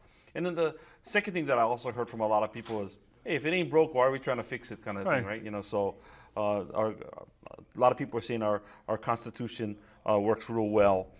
Kind of interesting, the Khan Amendment, Public Education, Investment in Real Property, even though it was disallowed, people still voted on it. We were told that they weren't going to even count it, but so it's strange that they did. They're counting it. I guess the machine's counting it, but it's kind of interesting that it showed up here at a resounding no on the whatever the votes, 132,000 to 44,000. So that's kind of a interesting one there, and that was the only things that we had on top of that. Anything else you see out here? That one of the kind of note was the. Romy Cachola looks like he's going to survive election or re-election, even though with his voter irregularity type of things that was happening out there. And Kalea Kaka is leading Esther Kiaina. Didn't see that one. That's she has a pretty solid lead of 13,000 votes. And Carmen Lindsay on Maui, the Maui trustee, has a good lead too. So. On the early go. Okay. Let's see. Micah, you guys want to go over a few more things while we have another guest coming into our studio? Absolutely. Thank you so much, Stacy and Brian. So we will just unpack this once more. The first printout has finally arrived, long anticipated. We've been waiting for some time, and we are happy to announce the first round of results for you here in the Hawaii State House District 2, right here in Hilo. You have Christopher Todd getting 4,400 votes compared to his Republican opponent, Grace Manipole Larson, with 773 votes. 479 were left blank. Moving on to the Kailua Kona District of Senate District 3, Drew Kanuha getting 5,921 votes, and Michael Lass, his Libertarian opponent, gaining 1,519 votes. 791 of them were left blank. That is for Senate District 3 in Kailua Kona. Moving over back to Hilo. State Senate District 1, Senator Kaili'i Kahele gets 7,886 votes, and his Libertarian opponent, Kimberly Arianoff, gets 1,065. 1,024 votes were left blank. Now for the Hawaii State House District 3. Rep. Richard Onishi garnered 3,317 votes. Fred Fogo, his Republican opponent, gets 773 votes, and 484 were left blank. Hawaii State House District 7 over in North Hawaii. David Tarnas, the Democratic nominee, garnered 3,690 votes. Tom Belikanich, his Republican opponent, got 1,087, and 319 were left blank. Moving on to the hottest race over in Kona, and that is the county council race right now. Kelly Drysdale is behind with 1,372 votes. Rebecca Villegas-Shute is in front with 1,714. 480 votes were left blank. OHA at large, which is another statewide election. John Waihe'e is at the top. You can see him there in blue with 78,727 votes. Right behind him is William Isla Jr. Le'ahu Isa with 61,416 votes, followed by William Isla Jr. with 58,092 votes. Behind him is Brendan Kale'aina Lee with 55,731 votes, and rounding it out is Rowena Noelani Akana with 46,331 votes. Another statewide race, and this is OHA trustee Oahu seat. Kalei Akaka is up by some 1,300 votes with 72,059, and Esther Kiaina right behind her with 59,204. Over 74,000 votes were left blank. OHA trustee Maui seat, KL Moku Kapu, 44,279 votes. Carmen Hulu-Lindsay with a nice lead, 59,477 votes. Can you imagine that 101,000 of those boxes were left blank? That rounds things out for OHA. Moving over to the United States Senate, our junior Senator Mazie K. Hirono garnered 145,252 votes. Her Republican opponent, Ron Curtis, garnered 54,543 votes. 5,480 of those were left blank. Moving over to the stronghold district of Congressional District 2, where incumbent Tulsi Gabbard garnered 73,953 votes. Her Republican opponent, Brian Evans, pulling out 20,540. Last but not least, the hottest, if not one of the hottest races in Hawaii, and that is our governor and lieutenant governor races. Our incumbent Democratic nominee, David Ige, and his lieutenant governor nominee, Dr. Josh Green, garnering 133,599 votes. And right behind them is the Republican nominee, Andrea Tupola and Marissa Kearns, at 60,674 votes. And the rest, you can see that there. As we mentioned, it has been a long evening so far, waiting for this first printout, and there is more to come. We will kick it back over to Stacy for more insights and analysis. Stacy, what's going on? Thank you, Micah. And again, I want to welcome our, we had Mayor Kim here earlier. Now I have County Council Member Aaron Chung, who won his re-election in the primary. Congratulations again, Council Member. Thank you, welcome. Stacey. Welcome. Thank you very much. Hey, so, kind of an interesting thing. We just heard, Drew Kanua has a big lead going in off the first printout. Again, for us, just so everybody at home knows, we're probably going to stick around till 8:30, 9 o'clock, or right after that. I think the next printout should kind of set the tone for what's happening out there. And we'll be also calling some of the other candidates that to get feedback for them. But kind of interesting thing will happen or has happened, Aaron, if Drew continues to keep this lead, which I think it's going to happen. His term as a council member ends. Am I hearing that correct? That's my understanding, actually, and I really don't know the processes of the legislature, but my understanding is as soon as a legislator is elected, they are considered in office, even prior to them being sworn in. So that means, would he automatically have to resign, or does he get the double dip? No, no double dipping. No double dipping. I think just by operation of law, he becomes a senator at that point, and we have a vacancy. So when he has a vacancy, there's a process to fill that vacancy on the council. It has to be by resolution, and unfortunately, I don't think we have any resolutions being introduced at this time. And by the time all of that is done, we probably are going to be inaugurated on. Well, I mean, you guys theoretically could take the winner of the two ladies that, and again, have you met? I'm not sure if you met either Kelly or Mrs. Villegas, Miss Villegas. No, I have. But theoretically, you guys could take that person and temporarily appoint them, right? Because I think the council appoint to self-appoint. That would be the ideal situation, and it's something that we should be exploring. But I really don't know if we can on a technical basis. I really don't know. And speaking of those two candidates, Villegas and Drysdale, really. All I know about them is from what you've told me, because you did an interview of the two of them, during the primary, and I know you had some really, really kind words to say about both of them. So I'm kind of looking forward to whomever gets elected. Absolutely, at Naleo we interviewed pretty much most of the contested cases, and both of them, either one would serve the county really, really well. I think good. That's good to know. So and right now I know Ms. Villegas has the lead on the first printout. So looking forward to what's happening, this is the only race that was needed to be contested.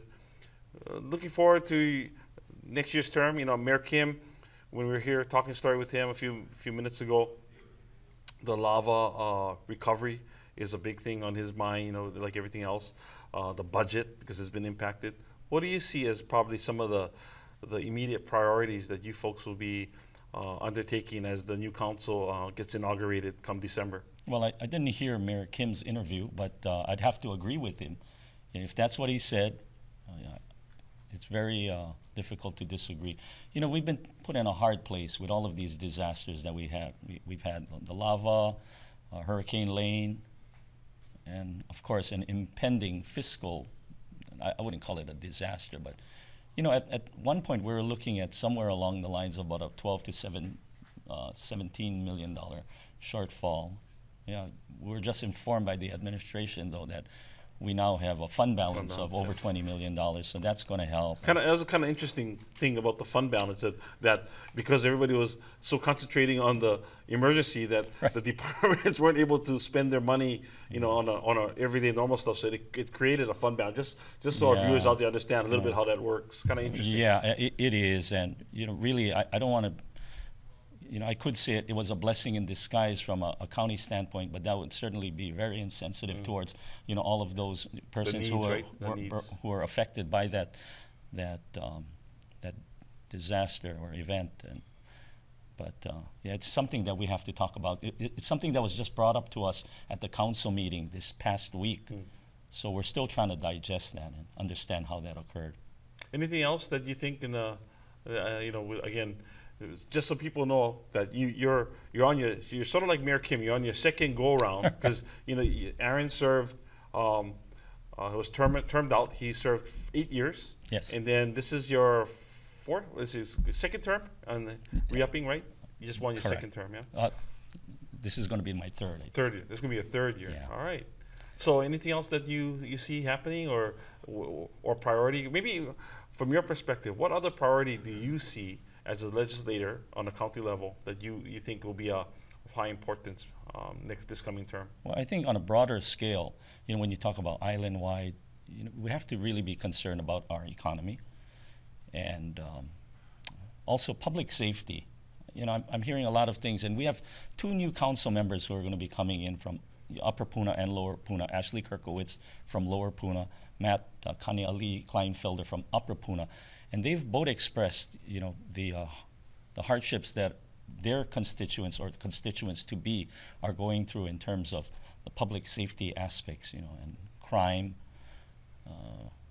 So that's something we're going to have to deal with. And of course, you know, those real, it's not a glamorous thing, but roads. Yeah. You know, we did increase fuel taxes, and we increased our GET just, you know, for those specific purposes of improving our transportation system, mass transit, as well as the condition of the roads that we have. And they're really bad. I think, you know, I'd be, you know, not telling the truth if I said that our roads were good, especially in Hilo. Anyway. I agree with you because I drive on the roads every day. Yeah, it's bad. and you know, we're trying to make a concerted effort to get those things, you know, really up to speed. I think what you just highlighted is kind of important for people to understand because you know what it takes as a council member, how you know there's a learning curve that when you come in and you get elected to the council, there's a learning curve about you know, your duties, roles, and responsibilities as you come in.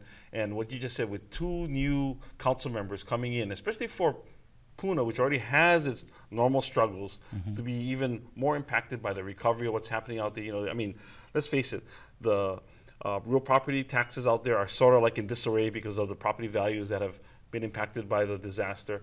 And then also the economic downturn that's happened because of the disaster. So again, I think you're absolutely right that you folks are going to have to help bring those council members up to speed real quick because their communities are going to be desperately needing some help. Yeah, and I know I've spoken to some of the other council members, sitting council members, and they stand at the ready to assist in any way that they can in getting those new members. I think we'll have 3 new members, right, up to speed. But from what I hear, these guys are real sharp guys, and they represent the future of our island, so it would behoove us to really try to help them along.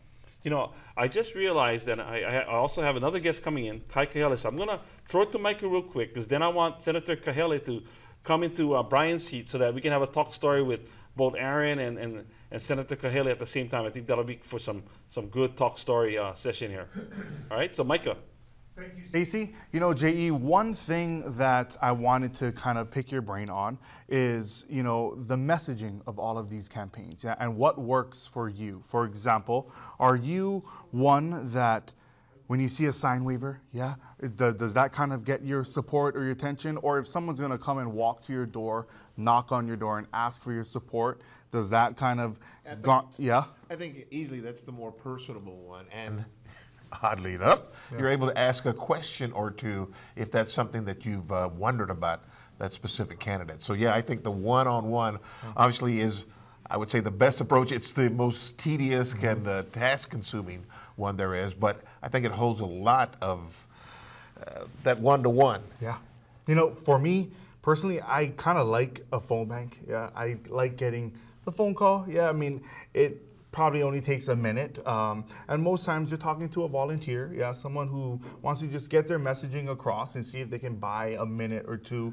But for me, you know, that definitely is one, the canvassing. If you're gonna go out there, you're gonna knock on my door, and you're gonna, you know, not only just hand me a brochure, but kind of work through it and explain why your candidate is in this race or in this fight, you know, that's gonna get my most respect, number one, and my attention. So I definitely am one who respects canvassing, walking out there and earning that vote. Yeah, and again, the ability to connect with your constituents out there. Again, maybe even turning a couple of them who in turn will talk to two other people and so on. And hopefully that's where you get your little tree started and you're able to garner some additional votes. Yeah. One thing about this year, and I definitely feel it's because of our president, Donald Trump. Boy, we had the most participation. Early voting count, Hawaii County, surpassed the 2014. Wow. Okay, early voting. 27,339. This year we had over 30,000 on the early going. Again, we got a little late on our printouts, and that was one of the reasons why we had so many people turn out in the absentee balloting there. Yep. Go ahead. Well, you know, you speak of, you know, turnout too, right? And, you know, in the primary, there were over 700,000 people in this state that were registered, and only 36% of that actually turned out and voted. You know, we can do better. You know, we can do a lot better. And I do feel that, you know, every 2 years, it's kind of a different, you know, a different wind. Yeah, there's a different issue, or there's a different, different something that kind of gets people engaged. And I kind of think that that's part of the problem, that it only comes up every 2 years, and then you kind of lose way of it. This year, I think we had a little bit more of emphasis on going out to vote because of OHA. OHA was trying to really push the message as, hey, we've got candidates here. And we saw, as you went through some of the results there, wow, over 100,000 votes that were left blank. Right. And why? Because they didn't have any idea of who they were going to be voting for, didn't want to vote. Again, there it goes back to door and getting these people to talk to each other, that type of thing. But again, it's a really tough problem that Hawaii, the 50th one, we're the very last ones to vote, very last polls to close and that type of thing. So a lot of people have that apathy towards voting here in Hawaii. Yeah, you know, I absolutely agree. And as we spoke, you know, we can do better in terms of turning out to vote, and we will. At this moment, we'll kick it back to our local pundits for more insights and analysis. Stacey? Thank you, Micah and J.E. I want to welcome to our studio also now Senator Kai Kahele. Thank you. Senator, Aloha. welcome. Aloha. Always great to be here. You know, before we go on, I got to compliment you on your speech last night at the Grand Rally. That was truly, truly inspirational. It was heartfelt. And again, I think you're reminiscing about, and like I said earlier tonight, I made a comment, and Brian and I were talking about you coming full circle, because you reminisced about how you were, you know, your kid, your daughter's age at the Grand Rally when your dad was there, and then now you're sort of like carrying on the tradition, doing the same thing, and exposing them to the same. So I guess, you know, you got three future senators, representatives, mayors, council, whatever, But I want to congratulate you on the truly great speech. Brian even commented that was probably one of the best speeches he's heard. So congratulations on that. Thank you.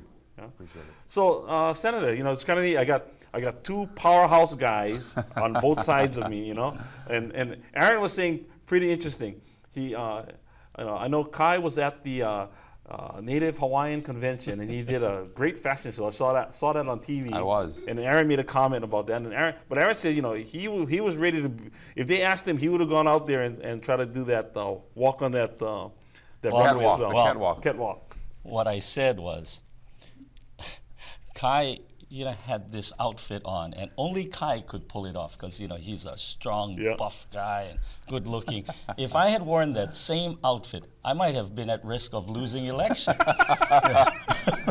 You should have saw the comments, on my Facebook page. Some were not very flattering, but it's okay. All good-natured ribbing, right? It's all for a good cause. So Senator, we just got the printout. We see that we think Drew's going to win. I think so too. Kona. Yeah, so I think Excited. going to Oahu again, we got two dynamic young Hawaiians representing our island. Priorities. What do you see as maybe one of your key priorities for this next session that's coming up? Before we go there, let me just mahalo Naleo, because this is now the second time that we have done this. The primary was the first time, and I just wanted to thank you, Stacy, and the entire Naleo team. Thank you for this studio and what you guys have put on, especially live streaming our grand rally for the primary and the general last night. Fantastic job. So I think this is something great we've started, and looking forward to watching it blossom and grow in the near future. Thank you for that. It makes it so easy to do when we have great partners like the Democratic Party help underwrite some of that. So again, the partnerships. But it's more important that I have probably truly one of the best, youngest, and most innovative staff that anybody could ever ask for. I mean, my entire crew here at Naleo is, what you just said is a shout out and aloha to them as well, because they are the lifeline and lifeblood of Naleo. I mean, we're breathing all the things that we're doing now because of them. So I really want to thank you for that. Great. Well, I'm excited to be returning to the Senate, and excited for Senator-elect now Drew Kanuha to join me there. I think it's a big deal, to have two Native Hawaiian senators to represent Hawaii Island in the state Senate. I'm excited. I'm looking forward to it. I just called you earlier, and I'm excited for him to join us in the Senate, and looking for great things. For me, priorities, again, job creation, the economy, East Hawaii, helping Hawaii County recover from what is arguably one of the most devastating things to happen to our island and our economy since the 1960 tsunami. We're going to need funding, we're going to need new legislation, we're going to need to do some big, bold things this legislative session, and to convince my colleagues on Oahu and throughout the state that an investment in Hawaii Island and its economic recovery will benefit the entire state is very important to me. So that's what I'm looking at. How do we help the papaya farmers in Lower Puna? How do we help people that have lost their homes? How do we help our small businesses? But I think it's a great opportunity and a great chance to really set the future for Hawaii Island. So that's one of my top priorities. That's really, really. Aaron, you got anything? Well, we got the senator right here. We know we had that. The mayor's office has asked for that special session, which we know is probably not going to happen. It's not going to happen. It's passed already. So his concern was, the needs or the ask of what the county would be looking for in this next session could be lost in a regular session. That was the concern. Mm-hmm. Do you feel that might happen, or you think you guys can separate that and focus on what needs to be done for the island through the county? Hands down, I would have much rather have done this in a special session, because, like you said, that's our entire focus, and we would have not called a special session unless both chambers had agreed to a certain appropriation, agreed on legislation, and would have went in specifically for that. You come into the 2019 legislative session, it's a new budget year, you have entire new, not entirely new, but you have new senators and representatives, and there is the potential for bills like this to get lost. From January 16th until the first week in May is a long time. And it's going to be competing with the many other priorities, both legislatively and appropriation that is going to be on the table. And so, that's where you just got to work hard. That's where the horse trading happens too, right? Because a lot of times, absolutely. At the end of the day, it's one pot, and you guys are all fighting for that. Everybody has to do their job and bring home the bacon to their district. So it can kind of get lost in that shuffle. It can, but we have 7 members in the House, we have 4 members in the Senate, and we have a really strong county council that has a great presence at the legislature. Like I just said, we have Drew Kanuha, who's coming off 6 years on the council, that's going to be in the Senate. So it's not like he's a newcomer to politics and getting things done. But I still think it's going to require a lot of hard work. Let me ask you this question, and we both can chime in a little bit here. In the primary, it was the leaders of both chambers were supporting another candidate. So there was clearly a small divide between the administration. You think that, and then now what's going to happen is Governor Iggy is probably going to get his second term because he looks like he has a big lead over Tupola. When someone doesn't have to worry about re-election, because he's going to be in there for the next 4 years, do you see that dynamics changing between the leadership and the whatever perceived real type of interactions between the legislature and the administration? Well, I sure hope so. Because if we don't, then we're not going to move Hawaii forward, and then we're just not going to get anything done. So, I'm looking forward to the legislature and the executive administration working together and trying to put the needs of the people of Hawaii first, and put aside politics and bitterness over a really divisive, tough election that really split camps down the middle. I think it's time to put that behind us and look at what's important for Hawaii and what the people of Hawaii really need. Boy, that would be a good lesson for the nation to follow. What's happening on the mainland. Absolutely. So, that being said, and we also have one wild card or one ace in the hole. Senator Josh Green now is LG. So that's another hopeful person that will be in our court, helping you guys, because again, he's now looks like he's going to become lieutenant governor. Yeah. What I'm most excited about Senator Green now, what should be Lieutenant Governor-elect Green, once he takes office, is his expertise in healthcare and his expertise as a physician. And we are so desperate on Hawaii Island for physicians and for primary care physicians. We're almost at a crisis. And right here in Hilo, it's now becoming a crisis, not just in the rural communities on Hawaii Island, but it's now becoming a crisis here in both Hilo and Kona. And so his expertise in homeless and just medical care for Hawaii and its people, especially its most disadvantaged, I'm looking forward to him leading the charge on that. And I hope Governor Ige will use the expertise and talents he has in the medical industry. So when you go back, any leadership, any committees that you would think is there?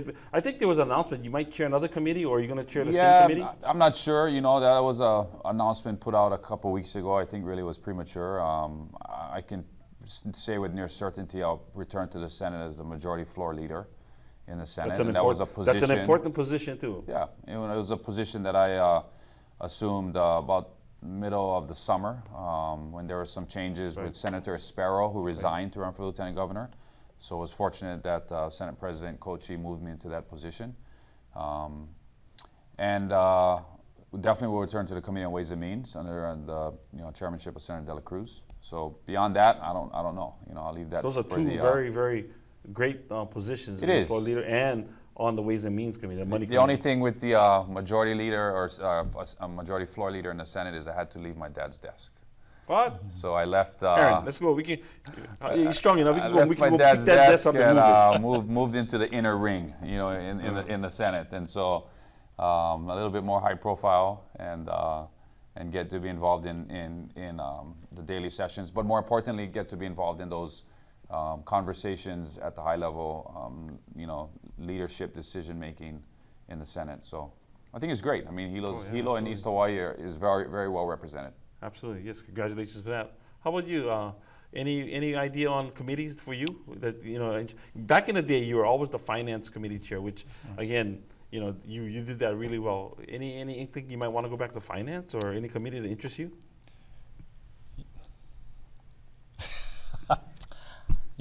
Right now everything's up. I know it's right. This is just a personal preference. But, I think Kai brought up something that should be instructive to governments on all levels. It's utilizing resources and expertise. You know, he used the example of Lieutenant Governor-elect Josh Green, and with the hope that they would be able to utilize his skill set. And that's all it comes down to. You know, however things shake, I'm just hoping that we can all come together and maximize, you know, all of our skills so that, you know, basically the sum is greater than its parts. Right? I think that's one thing, you know, that's the dynamic. It's basically the same type of duties and functions. It's just that you got 9 members, you got 25 members, you know, so the counting is a little higher, right? You got to count to 5. He's got to count to 13 to get things done. So, you know, my advice for our council and some newly elected council members, as well as our mayor, is it would be very beneficial if we're all on the same page.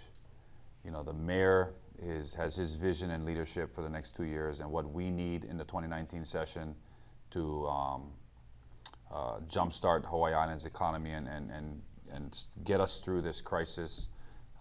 We got to work closely with the council and the members in the House and Senate, so we're all on the same page. When we approach this 29 legislative session, we should know what the top priorities are for Hawaii County, fiscally, what we need it for, what it's going to be used for, and what types of changes to the existing statutes we need to do some things that was proposed had we had a special session. So I think it's critical that we all communicate together and be one team. You know, it's kind of interesting. I'm not sure if you guys are still doing it or not, but there used to be like a Neighbor Island caucus that you guys used to convene or be able to get our senators and reps together, and you guys would actually meet every so often, so that, like exactly what you said, Kai, be able to make sure that, you know, you guys all have the same vision, the same ideas, so that you guys can kind of maximize your time, be more efficient in getting things done. Do you guys still do that up there with the? We do, Neighbor absolutely. Island We get together on Thursdays, and you know, now we're going to have some new members sitting there, right? Representative-elect David Tarnas, I believe he's up on the polls, and of course Drew, and so we're going to have some new faces, and with that, you know, it reinvigorates everybody. New energy. New energy. Yep. Absolutely. New blood, new energy. New blood, new energy. So. All right, Aaron, you got anything for Senator Cahill? I mean, for Kai? You know, now's the time to ask. Yeah. You know, same way I had the mayor in there. I was asking him all kinds of stuff. You know, Stacy, you brought up the whole emergency relief package for those people in Puna, and, well, the whole situation in Puna. And this is not really a question for Kai, although we could ask him. This is what I'm kind of concerned about. The administration has been asking for this long-term vision plan. You know, at first it was at about 500 million, then came up 600 million, then now it's up to 800 million. And I think, you know, my intuition is that there's no way the legislature is going to pass anything like that. I'm just thinking off the top of my head, you know, we're talking about emergency relief. You know, we're looking anywhere from about 25 maybe to about 40 million, yeah, for specific projects to really help that area get back on its feet. And what I'm worried about is after, you know, the public has seen these 500, 600, 800 million dollar figures, that anything less, particularly in the neighborhood of about 25 to 40 million, is going to look like a failure on the part of the legislature. And I wanted to just state that I want to make sure that the public doesn't get that kind of impression, because these guys are working very hard, and anything that we can get is going to be deeply appreciated. Yeah, I don't know if you have any comments to that. No, well, you know, I don't know where those numbers came from and how they were released to the public. That you know, that was not conveyed to the legislature or members of the different finance committees when they came over to Hawaii Island. I would say it did catch them off guard. But I think Aaron is right. You know, the public's perception, if anything less than that, will be disappointment on behalf of the legislature, and so I appreciate you saying that, because I think you're probably on track. I think somewhere in the range of 25 to 50 million is for targeted specific things that we know are important, is probably very palatable at the legislature. You know, while we were in session, we had massive floods on Kauai, big floods in East Oahu and Hawaii Kai, and legislature appropriated on the spot 125 million to help those communities. So I don't think that's out of the realm of possibility, and so we need to have those conversations quickly, because the 2019 session is rapidly approaching. So we need to be all on the same page. I think it goes back to what you just said a few seconds ago about communicating and getting, making sure that everybody's on the same page, county and the state. I think that first one, I think for us as the media just watching the whole thing play out, it was almost like a unfortunate rush. Yeah, again, we needed to get a number out there to sort of start the thing. So I think the mayor's guys threw a number out there. How they came up with that number, that's the question. I think that's what ended up happening with Senator Rudderman and Representative Sanborn Fintera. Sure. She came back and said, wait, where that number came back. So I think that started that discussion, and then I think you saw that number sort of come down, So, but again, like anything else, I think the people need to understand anything you guys can get for the county is a plus. Sure. Because right now we have nothing, right? So whatever, well, except from FEMA and some other things. So whatever you guys can get, that is a success. It is, but I don't think it should be a failure just because it was an ask. Because I think that ask, hey, that was almost what 1/4 of the budget. What's the state budget? 500 million or 600 million? That's sort of like a crazy ask. Yeah. It would basically suck up the entire budget almost. Budget for that would be appropriated.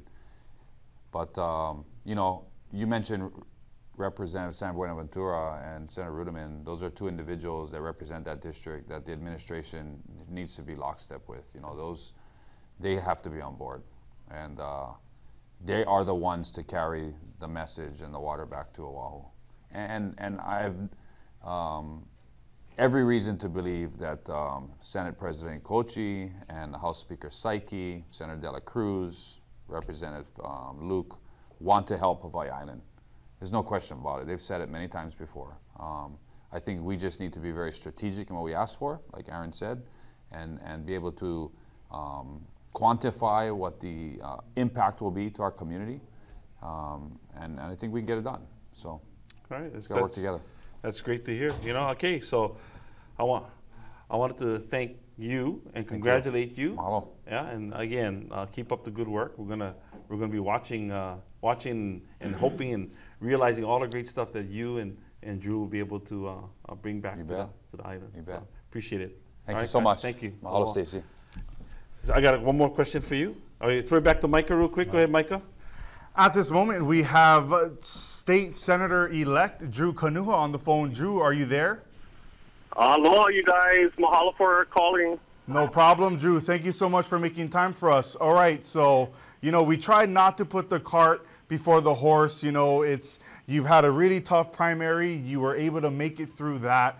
The expectation was that you, being the Democratic candidate, would sail right through this general election.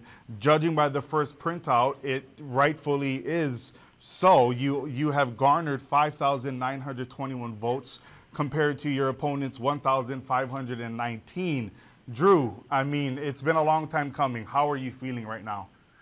I'm extremely excited. I'm super proud for all the people that supported me in the Kona and Kahu district, and not only in the Kona and Kahu district, around the island and around the state. Really, really proud to represent this district. It's been a long haul. Mm-hmm. I really want to thank, both Brenda and Michael Lass for their hard fought efforts. They're truly representatives of the community. And, I know it's still early, but I never take anything for granted. Right. I'm still going to be waiting for the next printouts, but I'm happy that I've been representing Kona on the council, and I really am looking forward to represent Kona and Kahu at the state senate. Yeah, Drew, can you hear me? Yes. Aloha, this is Stacy.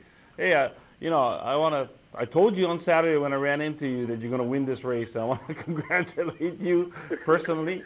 And again, I had Senator Kahele in here a few minutes ago, and we're looking forward to having some great things. Like I told him, I said, man, we're so lucky we have two young Hawaiian gentlemen, one in Kona, one in Hilo, that we're going to, again, expect a lot from for the Big Island. So I want to congratulate you and you and your entire family for the hard work you put in running this campaign. And again, looking forward to Talking Story and and keeping track of you. And anything we can do, like I told Kai before, Naleo is there to help you get your messages out to our various communities. No, thanks for that, Stacey. Really appreciate it. And I do want to send out a congratulations to our current senator over there on the Hilo side, Kai Kahele. Definitely, aloha Kai, looking forward to working with you at the state senate and representing not only the Hawaiian vote, the people's vote here on Hawaiʻi Island at the state level. So mahalo you guys for all your support in my campaign. All right, Drew. Again, I'll throw it back to Micah, but congratulations to you and your entire ohana. Hey, mahalo, Stacey. Hey, Drew, real quick, I know a lot of people are curious, so session starts the third Wednesday of January, but, you know, the rumor has it you kind of go right into the Senate effective as of tomorrow. Kind of talk us through that process. How does that happen for you? That's a great question and something I'm going to have to deal with tomorrow. All right, great. Well, we'll be looking forward to catching up with you to see how that goes. Once again, congratulations on this first printout, and if anything, we will talk to you later. Thank you so much, Drew. Okay, mahalo, aloha, you guys. All right, take Aloha. care. Good luck. There you heard it from what could be Senate-elect or Senator-elect Drew Kanuha. Right after the first printout, he is feeling very good right now. His chances are looking great, and we will turn it right back over for more insights and analysis from our local pundits. Stacey? Thank you, Micah. Appreciate that. So, Brian, I know it's pretty much. What do you think? Some of the Honolulu stations are already calling it. So, I'm probably going to tell all our viewers out there, we're probably going to wind down, and I'll tell our production crew we're probably going to go to 8:30 because I have a feeling it's anticlimactic already. I think most of the races are pretty much going to be. Did we get the second printout yet? Do we know? All right. Well, I'm going to hold to the second printout because there's actually a couple races that are real close. The Lopresti one is actually closer than we thought. It's less than 100 votes. I think the bottom line is that some of the OHA at-large races, that's going to be interesting. I want to see how that finally works out. And but I think for the most part, the first printout really dictated where all the winners and losers are. And then in terms of national politics, the Democrats have the House, and they didn't get the gains in the governorships. They didn't get the gains in the government. Stacey Abrams took a dirty licking in Georgia. Dirty licking. I never hear that one in a long time. I was surprised how badly she did there. But the bottom line is people are interested in politics. A lot of money was spent on all these elections throughout the nation, and the United States still has the best form of government. Oh yeah. And, what's your take on what's happening on the national political scene, Aaron? I just have a lot of different emotions whenever I think of that. It's quite disheartening, actually, but that's only my perspective, and I know there's a great number of people throughout the United States who would differ from that feeling. But my personal opinion is we've got to make a change, and it worries me. It doesn't really worry me. I'm just worried for my kids, because there might be some long-lasting effects. This election is I think you're important. right. I think you definitely, and I think what we were kind of alluding to earlier in our talk story here that, if it was a bigger blue wave like we thought that was going to happen, then I would probably be more optimistic about things kind of playing out. But now I'm actually looking at this thing, and I am I'll use the word you use, disheartened that I think our political climate in Washington or on the national level is actually going to get worse because now there's going to be a clear divide. I mean, it's basically the lower house against the Senate and the president. Well, they're talking about investigating the president. They said now we're going to get the president's tax returns. It's going to be one investigation after another. It's not going to get better in terms of people working together. It's going to be probably worse. The civility is going to get worse. Yes. There's not going to be any civility, I can tell you that much. Right, and that's really the tip of the iceberg. And you want to talk about foreign policy, not like I'm an expert on foreign policy, but when you start alienating your neighbors geographically, and then it's almost the entire world is now against us, and that's not a real good feeling. So I don't know. There might be some method to the madness, that we're not privy to. But well, the only so me, I'm always the glass is half full kind of a guy. So if I had to take any take from what's happening on a national level, it would be, all right.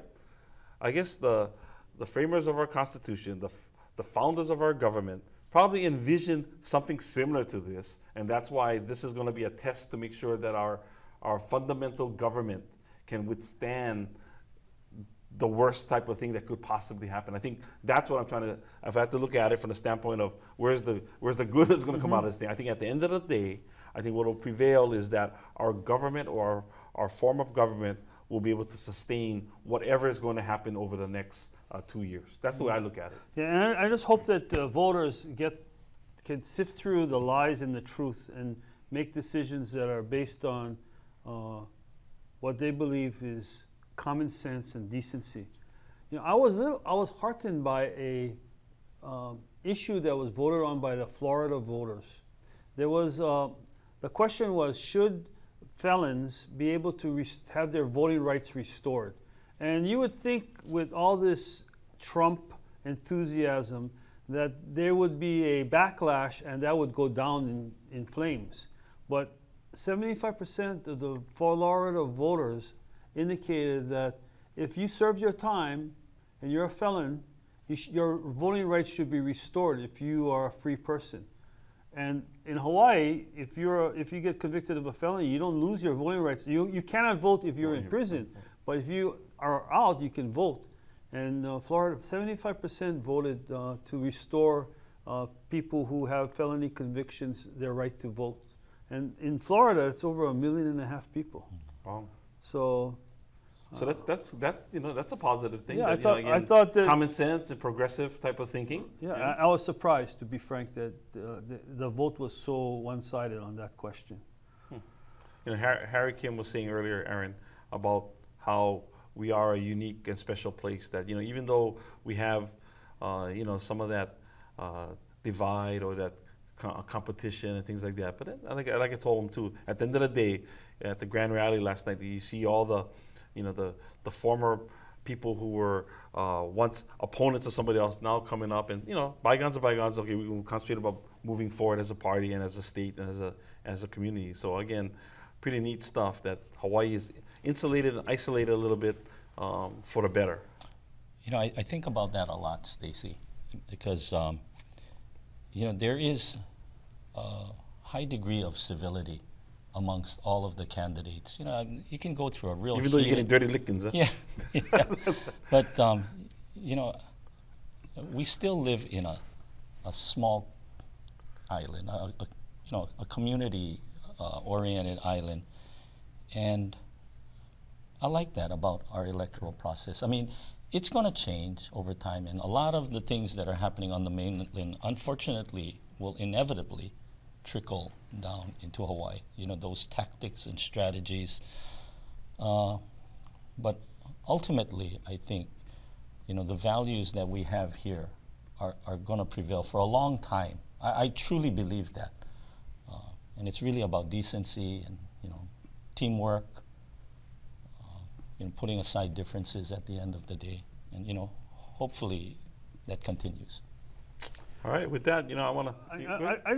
I wanted to kind of build on that cosmopolitan issue, because I think the question is, how do we become so cosmopolitan, where we become so familiar and at ease with each other and with each other's cultures? And I think you have to go back to the reality that the Kingdom of Hawaii brought in immigrants from so many different countries, and they all settled here, they lived, they worked together. They started becoming familiar with each other's languages and cultures, foods and traditions, and people got along. So that's our tradition. It's a tradition of immigrants coming to Hawaii, working together, living together, and then growing old together. I'll repeat what I said. Maybe it was not this year, maybe the last year's election, or 2 years ago election, was exactly what you guys are both saying. That even my son, when he was growing up, at Kamehameha schools, and a lot of his classmates, they were colorblind. There was no prejudice. I mean, really, they did not look at an ethnic group and say, oh, that person is this or that person is that. They were truly looking at that person. And again, whatever race or color or whatever, it didn't come into play. And when someone pointed it out to him, he had to have, what did he mean by that? And it was kind of a wake-up call for me, like, wow, you know, I mean, our children are taught the prejudices. They're taught to have a certain bias. Because if you don't, they naturally don't have that. They were, like I said, colorblind to any of that. So it's kind of interesting. So I think you're right, Brian and Aaron, that part of our community in Ohana is all about having that diversity of cultures and ethnic groups here. And we should not lose that. I hope we won't lose that. So with that, Councilmember Chung, I want to thank you for coming in and spending some time with us and picking your brain, even though I didn't pin you down on anything real tough, but I want to again, wish you the best. I want to congratulate you on your re-election. And I want to thank you and the rest of the council for the service, and we look forward to having some great laws and some great things done for the people. Especially what you said, our roads in Hilo are pretty bad. We need some help with our roads. They're bad all over the island, and whatever you guys can do to help take care of the people and the population area, we truly appreciate that. Yeah. And I want to, again, extend my offer to you and the rest of the council members. Anytime you want to talk story about any issues, please contact me or our staff here at Naleo TV. Again, we're the local community television station that is hyper-local to tell and help tell each and every one of your stories as it needs to be told. And I think that's a great segue into what I was going to say. And it's basically echoing what Senator Kahele said. Thank you to you, Stacy, and all of your Naleo staff, board members. You guys have done a fantastic job. I mean, to really bring this election coverage to the people. Before it was all done on the radio, and that was good too, but this is different. It brings a whole new vibe to the election scene, and you're making it current, relevant, and I take my hat off to you and your staff. Appreciate Thank that. you very much. I'm sitting here and I'm watching in awe because, again, how my staff has transitioned and they do the cuts. There's a lot of stuff that people at home don't understand or see that goes behind. We got a complete crew here, and I want to thank each and every one of them as well. And I want to thank you for those kind words. And again, it's all because of them. My staff works very, very hard, so thank you for that. But again, remember, Naleo's here to help you and the rest of your colleagues anytime. Yeah, appreciate it. Right. Aloha. All right. Micah, back to you. Thank you, Stacy. As he mentioned, it has been a long night, a rather short one, but long nonetheless. We've seen the first printout, JE. We've seen a lot of expectations fulfill themselves. Yeah, Hawaiʻi being a blue state, we expected Governor Ige to prevail, of which he did. Hirono. Exactly. Senator Hirono will return back to the United States Senate. We will see Congresswoman Tulsi Gabbard. She retained her strong hold on Congressional District 2, taking on Brian Evans. We've seen a lot of local races here kind of play out.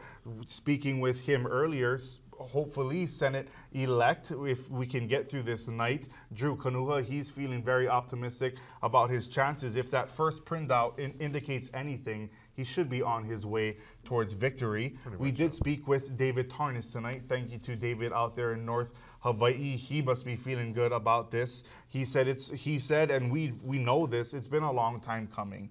And he had to get through a very tough primary against incumbent Cindy Evans. Correct. So David Tarnas, congrats to you on this first printout. There was so much on people's minds tonight in terms of voter turnout, midterms nationally, the gubernatorial race that was the hottest ticket. JE, for you, what did you see that kind of didn't play out, or what did you see that you expected to play out?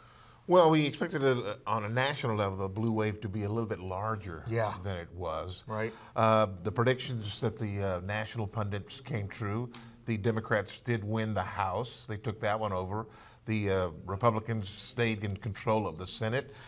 And the House itself, that one, you can be sure the Democrats, and Brian alluded to this, they're going to look into his income taxes, okay? Yeah. They're going to be his, the little bouncing ball he's going to have for the immigration. He's going to have to make some concessions within immigration as well. And the list goes on to include one that we haven't heard. It's going to raise its head again. Mm-hmm.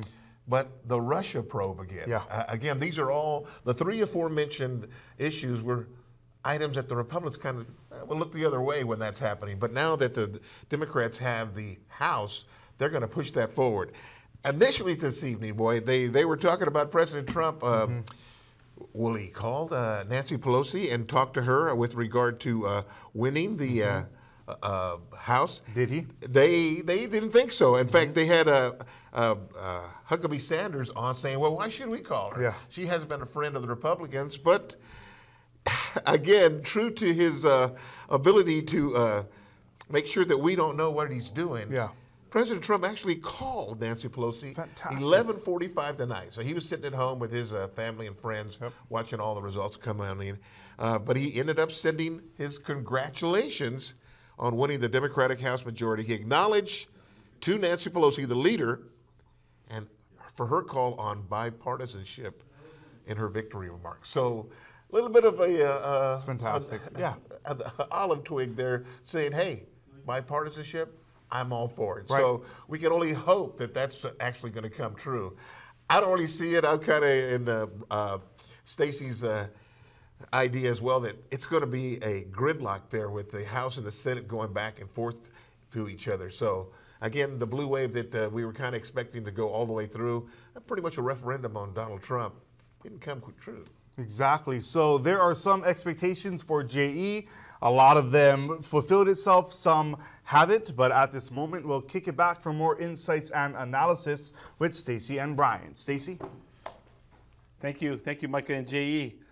So Brian, anything coming on the West Coast? Any?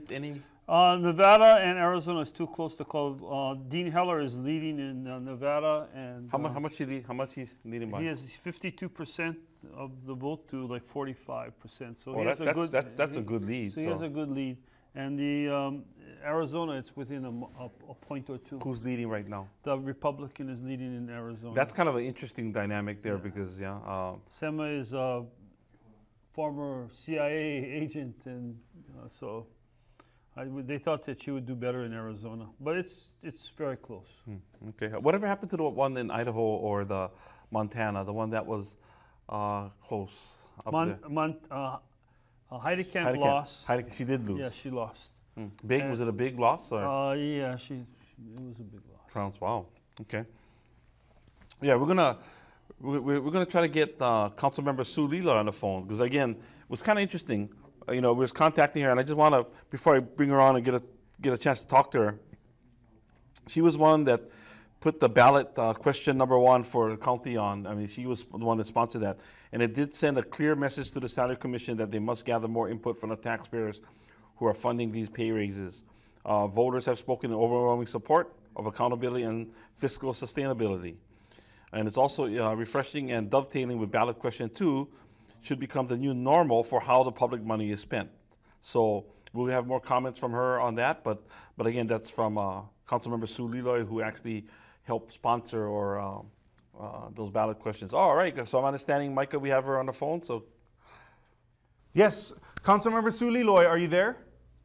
I am. Aloha. Hi, Councilmember. Thank you so much for joining us, and thank you for giving us this time. Where are you celebrating the general elections tonight? I know you don't have a general election, but how are you spending this evening? Actually, I'm on the mainland. I'm in Los Angeles right now. Oh, wow. Watching so much of this larger election here in LA. It's incredible. If you don't mind me asking, I know you're a busy council member. What takes you to LA? Oh, I've been traveling with my family. Fantastic. I'm returning home in a few days. That's fantastic. Now, I have Stacey here. One moment, please. Hey, Sue. Aloha. Thank you for joining us tonight. Oh, aloha, Stacey. I actually have been watching Naleo online on my phone app, and it's just incredible. You guys are doing an amazing job at bringing local issues right at home, even when we're not home. Thank you so much for that, Stacey. Oh, you're very, very welcome. So I just want to make sure, I'm going to set the record straight for you. You do what every victorious council member does after a victory. You go to Disneyland. I do. It's the happiest place on earth. Right? I'm sure. If you are going to Disneyland, I'm sure Luke's going to enjoy Disneyland. Yeah. So. Luke is, yes, he did, and he's in bed and snoring as we speak. Well, I want to congratulate you, and I want to congratulate Ian on, again, I know was a team effort in always supporting you in your council races. You've done a tremendous job representing our community, and I want to acknowledge and aloha both you and your entire family. Oh yeah, Ian, his family, just all of our families have been just so supportive, and just striking a balance between family, kids, and the work. It's been new, and we've done it, and we're just really proud of everyone just stepping up and supporting us and being an incredible safety net for all of our work. Not only Ian's work, but my work too. Yes. And I also want to let you give you a lot of credit and kudos for, you were the one that kind of spearheaded the ballot question for our charter. And overwhelmingly, as I quoted you, what I did was I read your text to me so that everybody would hear your words on what you said. Any further comment on that? I'm just incredibly proud of the voters engaging in this electorate, in this democratic process that we have. And I know all too often when we watch larger national politics, it can become very disheartening. But what happened locally really does give me, and I think should give all of Hawaii County, a lot of hope that we are listening, government is listening, and they are stakeholders and guiding us on how to make the best decision for them, for the voters, for the taxpayers, for all of our stakeholders, and the future of Hawaii County. Awesome. Sue, real quickly, because we're going to go, because the second printout is going to be coming up shortly. It's here. But before I go, I want to ask you, what's probably going to be your biggest priority in this next council session? I think, and I was watching earlier, I really think it is our infrastructure. We really need to get our arms around paving roads, taking care of our parks, our waste. It's something I mentioned 2 years ago when I got elected, and that is where the rubber meets the road for county. It's taking care of the basic needs of our community: police, fire, waste, and roads. And I think, we've got some hard work ahead. We're looking at some shortfalls with some of the real property tax revenue loss that we saw in Puna after some of the events with the lava. And we're going to have to do some real innovative and strategic thinking and getting it done. It's going to be a challenge, but I'm hopeful. I really am. Well, you're absolutely right. Again, we're hopeful that and optimistic that the new council moving forward will, again, you guys will have your hands full with all the challenges that you folks will be facing. And, as you said very eloquently about how the basic necessities, the basic needs is what we're looking for as constituents. So we're we're hopeful, and we're going to be very optimistic that you guys are going to do a great job for us. And Sue, I want to again congratulate you, and we'll again offer anytime you want to get a message out or want to talk story with us, please contact Naleo. We're here, hyper-local television station, our Hilo zone, Kona zone, to be able to bring the best programming to our local audiences, and that includes our local politicians and local council members. So please reach out to us anytime. Oh, and you know what? Again, Stacey, really, I cannot thank you guys enough for messaging so much for every part of our community, whether it's our seniors, whether it's our teachers, and some of just the local community programming.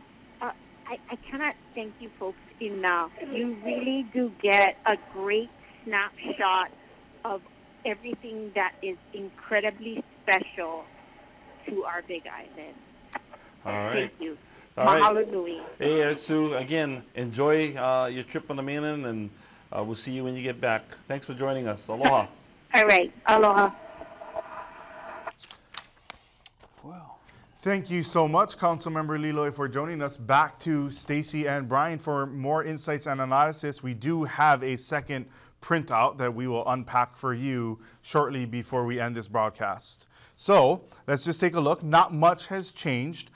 United States Senator Mazie Kehirono still has a commanding lead in her race over Ron Curtis, her Republican opponent. Senator Hirono looking at 169,206 votes.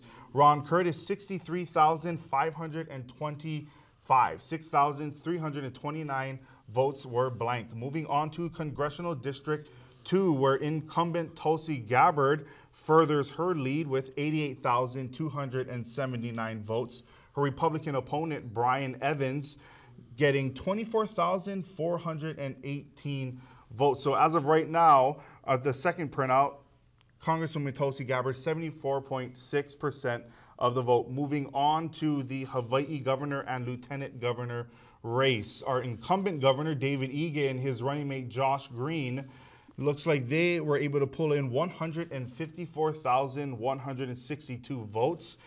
And our Republican nominee, Andrea Tupola, and her running mate, Marissa Kearns, pulling in 71,816 votes, just about 30% of the vote. Nothing changes for State Senate District 1, with Senator Kaili'i Kahele still at 7,886 votes, compared to Libertarian opponent Kimberly Arianoff, 1,065 votes. We do have an updated election list for Senate District 3 over in Kailua, Kona, and that is Drew Kanuha with 7,351, and Michael Last bringing in 1,784. Those were 946 blank votes. Moving over to Hilo, Hawaii State Rep District 2. Christopher Todd, who is the Democratic incumbent, gets 4,400 votes compared to his Republican opponent, Grace Manipul Larson, with 773 votes. 479 votes were left blank.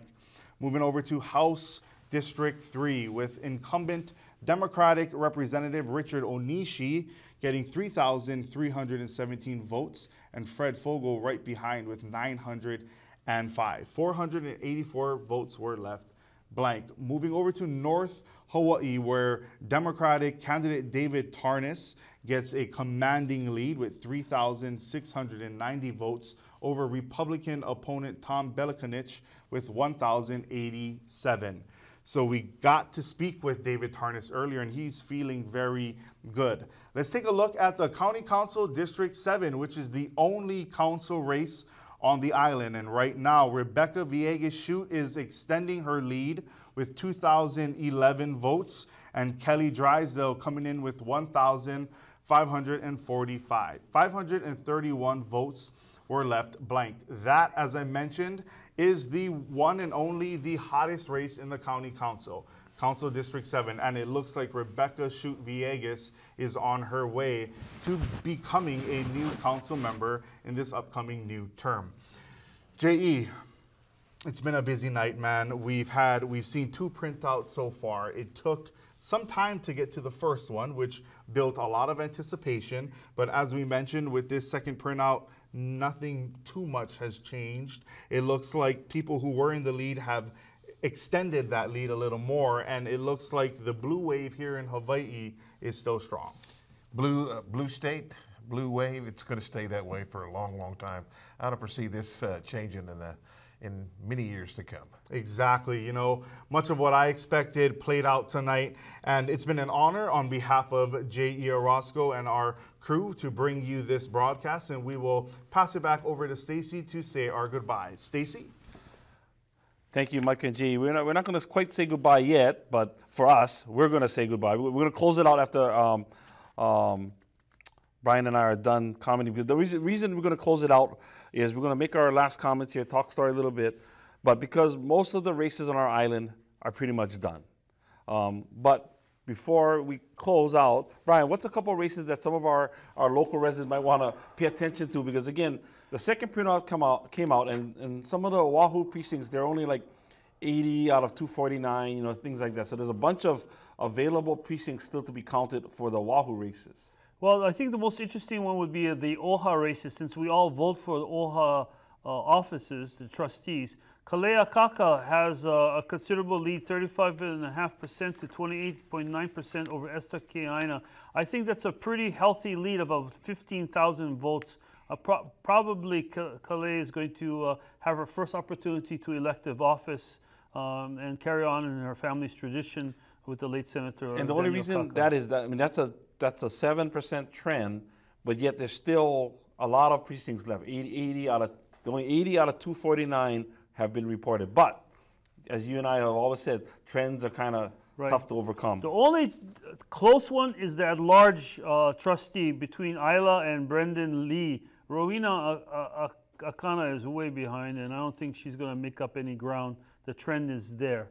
The interesting race in Honolulu City Council is the Tommy Waters Trevor Ozawa race. There's still votes to be counted there, and Tommy Waters has a 7-vote lead. 7-vote lead. And it's 11,616 to 11,609. So that's a race that people are going to be staying up a little later and trying to see who's going to win that race. I think those are the real interesting ones. The Lopresti one that I talked about, that's the only race that the Republican has any chance of winning. And that is in Senate District 19. Lopresti has 3,070 votes, and Kurt Favela has 2,908.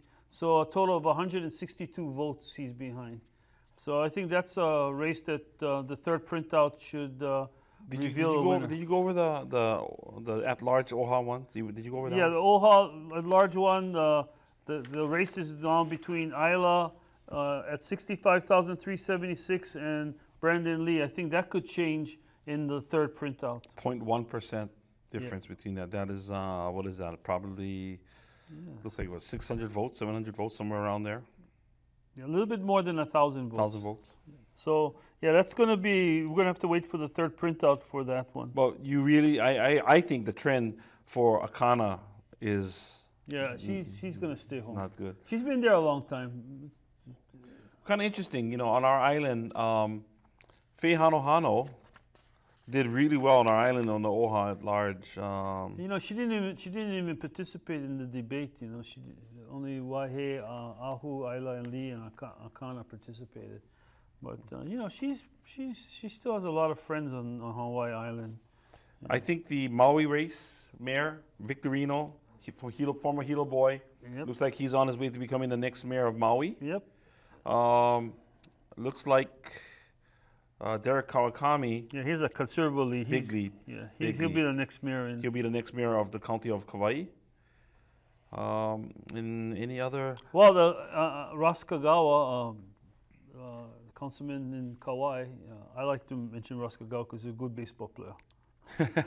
5 out of 16 precincts there. That one is a little unique because the top 7 are elected. And right now he is number 4.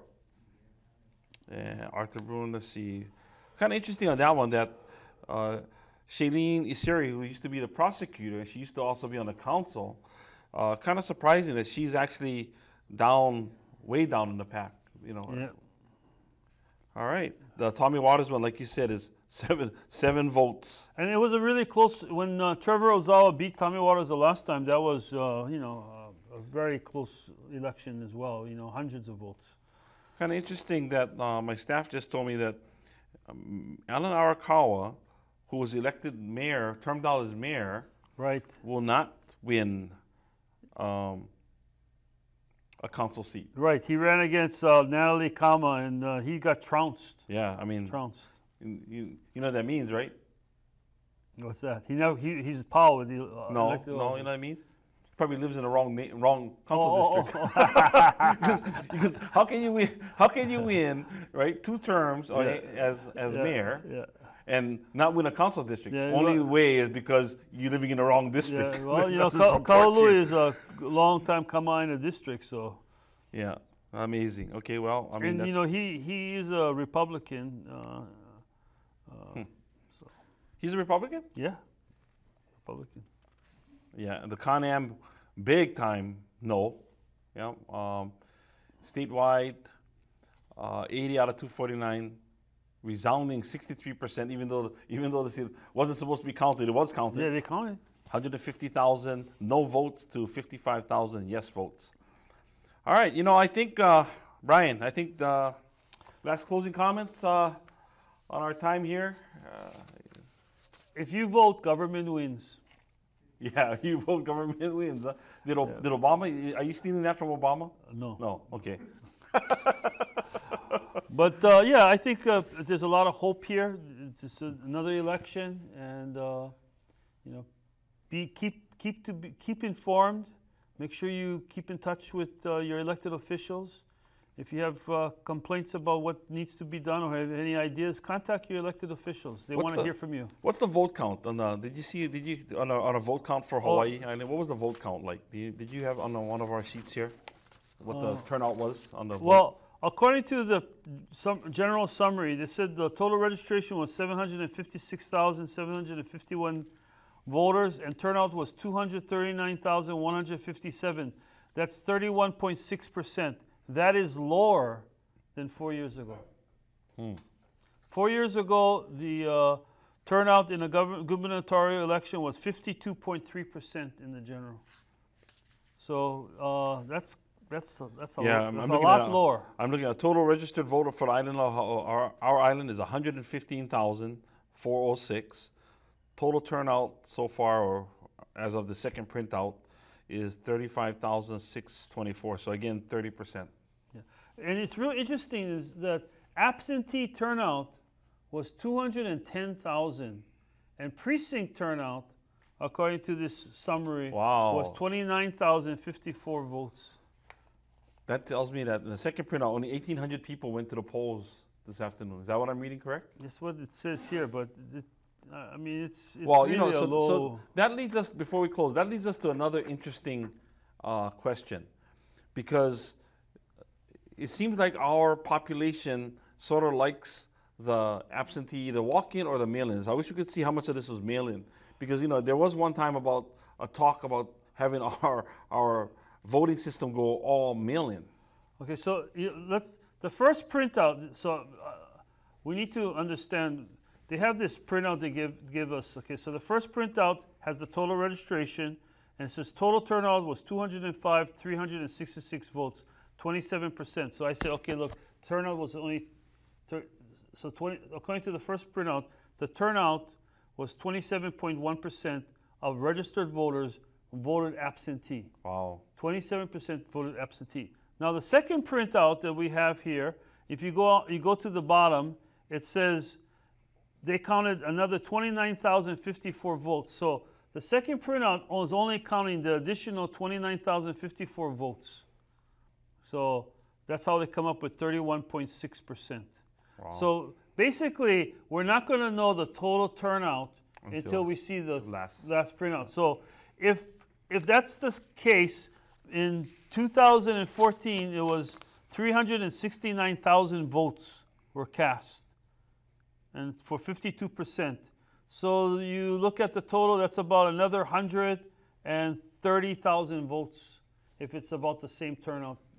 Yeah, because it looks like, again, if you go statewide, it looks like we have only 1/3 the vote because there's still 80 precincts. I mean, only 80 precincts out of 240 have been counted. So it's about another 130,000 votes out there. But I don't. Again, the trends are so big that. But Hawaii Island, I don't. Hawaii think Island it's is gonna 3 make for 3. A lot of them, yeah. But like I said, the only real differences would be in those races that we've highlighted. Those are the close races. And I need to emphasize again to a lot of our viewers, the polls on Oahu, reports were that 50 plus polling sites were delayed in closing, and that's what kind of delayed the printouts from coming out. So part of that problem, I'm wondering if we're going to find out from the press releases in the next couple of days what caused the delay. Could it have been the day of registration, right? Because again, you were allowed to go and register for the first time at the polling sites or precincts, which is great, which is excellent. Yeah. However, that process, because again, once you get in line or once you set foot in line, they're going to allow you to go and vote. And if you have to register, they're still going to put you in there. So I'm again sideline kibitzing that might have been one of the reasons why a lot of the polling places. And if people would go there after work, and so you would show up after work, or maybe a rush came after work, and then they would have a once you're in line, you're allowed to vote. Yeah. All right, so again, I want to thank, first of all, I want to thank all of the viewers out there who've been watching us for our hyper-local election coverage here at Naleo TV.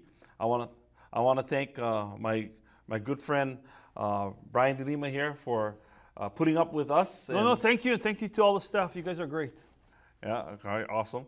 And more importantly, I want to thank each and every one of my staff, from Matt Cordero, who's directing in our control room there, to, I'm going to just name them real quick, to Micah Alameda, Jay Orozco, Scott Ordway, Anson Alameda, Jana Jobs, Neil Lau, Richard Gonzalez, let's see who else I got. I got Naomi Valentin, I had Kool-Aid Garcia, Bill Maffitt, Casey Richards, let me just go, Donna Carano, Naea Kaopua, Kool-Aid Garcia, I probably said Kool-Aid already. Did I miss anybody? Ann Toledo? Carol Nelson. All right. Again, on behalf of Naleo TV, I want to thank all of you for joining us. Again, we enjoyed bringing you the election coverage. We look forward to next election in 2 years, 2020. Right? Yep. Oh, you're going to be around. I'll be around. We'll be around. All right. To all our people, all our friends out there, thank you for joining us. On behalf of Naleo TV, have a good night and aloha. Aloha.